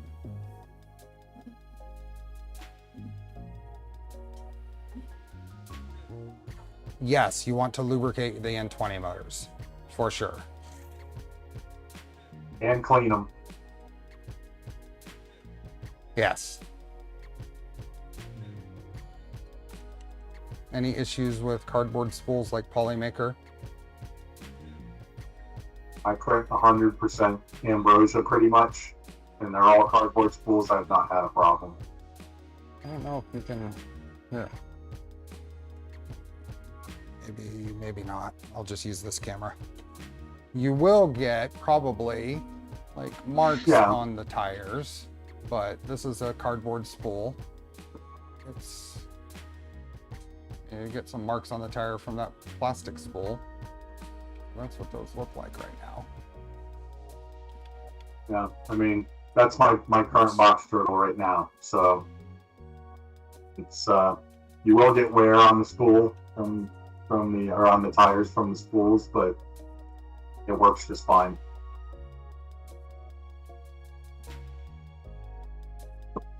Anybody know a trick to make TPU tires less slippery? Yes. Just use cardboard spools for a while. It'll break down that sheen on it. Okay. Could you speed that up maybe with some sandpaper or something? I don't know how well it sands. I haven't tried. Usually after a couple hundred changes, they're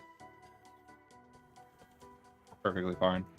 Fuzzy skin? I've seen a lot of builds that look like they've used that. Fuzzy sounds skin like a is no. an aesthetic cheat to make TPU not printed great look better. And I say this is someone who's printed two or three box turtles with fuzzy skin tires. It probably makes it more slippery than Oh, not. really? Okay. Yeah. That's good to know.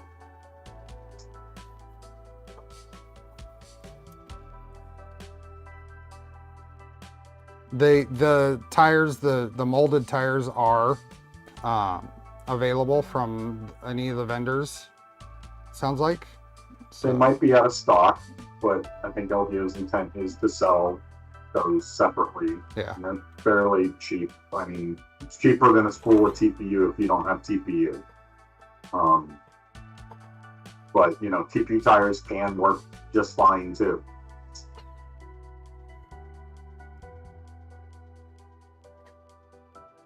Yeah, quite a little trail there of connections, Jeremy.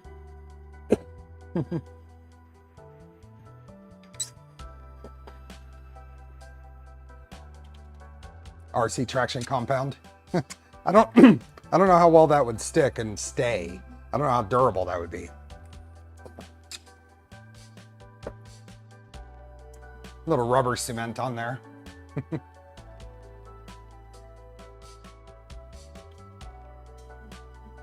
Wheels has a rubber mold on the user mod section.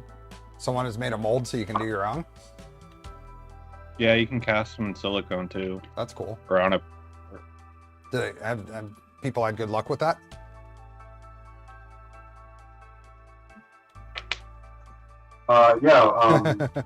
Wheels in the Discord did that. Yeah, I realized though. Nor is he super active. No, he's a busy guy too. He's another boron helper. So. Yeah.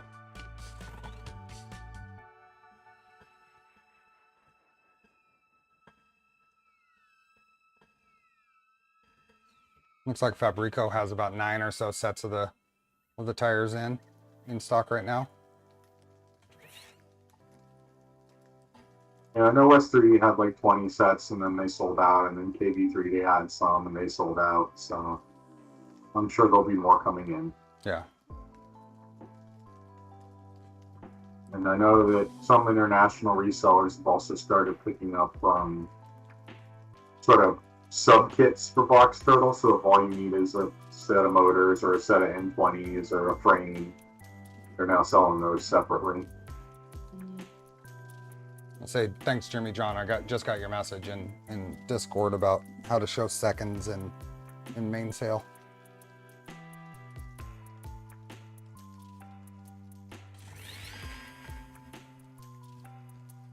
Benefit for the tires with TT tendency to string, it might be more of an issue. Sounds like it just doesn't work all that as much as you think it would.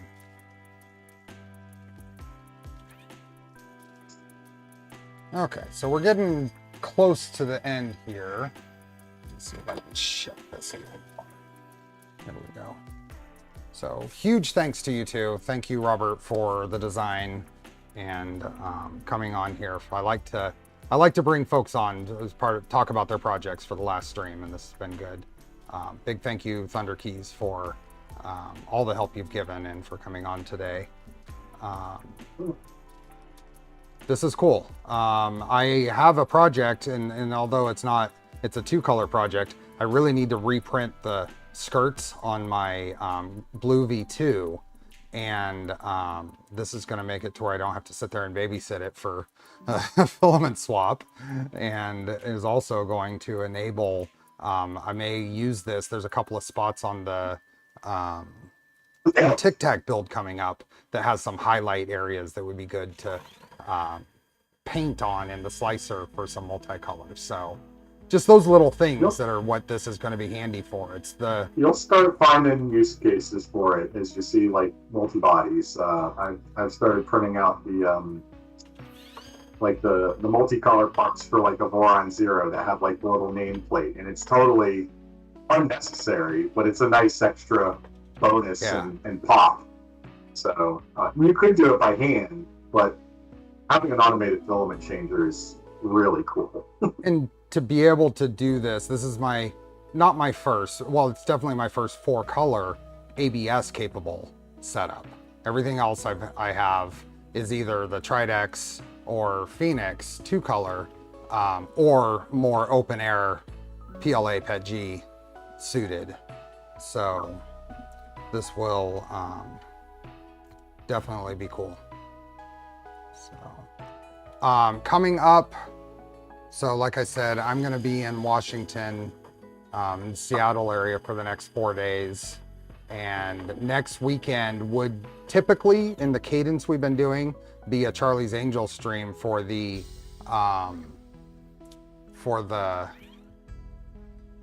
Reaper build. But I'm going to skip. I'm going to go to push that back a week. We may be pushing back the Tic Tac build with Daniel a week too. We're still trying to figure out the schedule on that.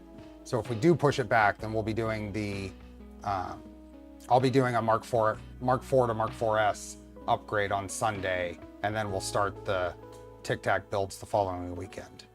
Poity, black box is fine. It's just open air. I'm not printing ABS on black box. That was the point there. Yeah, once again, thank you guys. Really appreciate it. Thank you, LDO, for letting me give away one of these every stream. We give away 5 of these on this series. And thanks to Polymaker for the filament giveaways.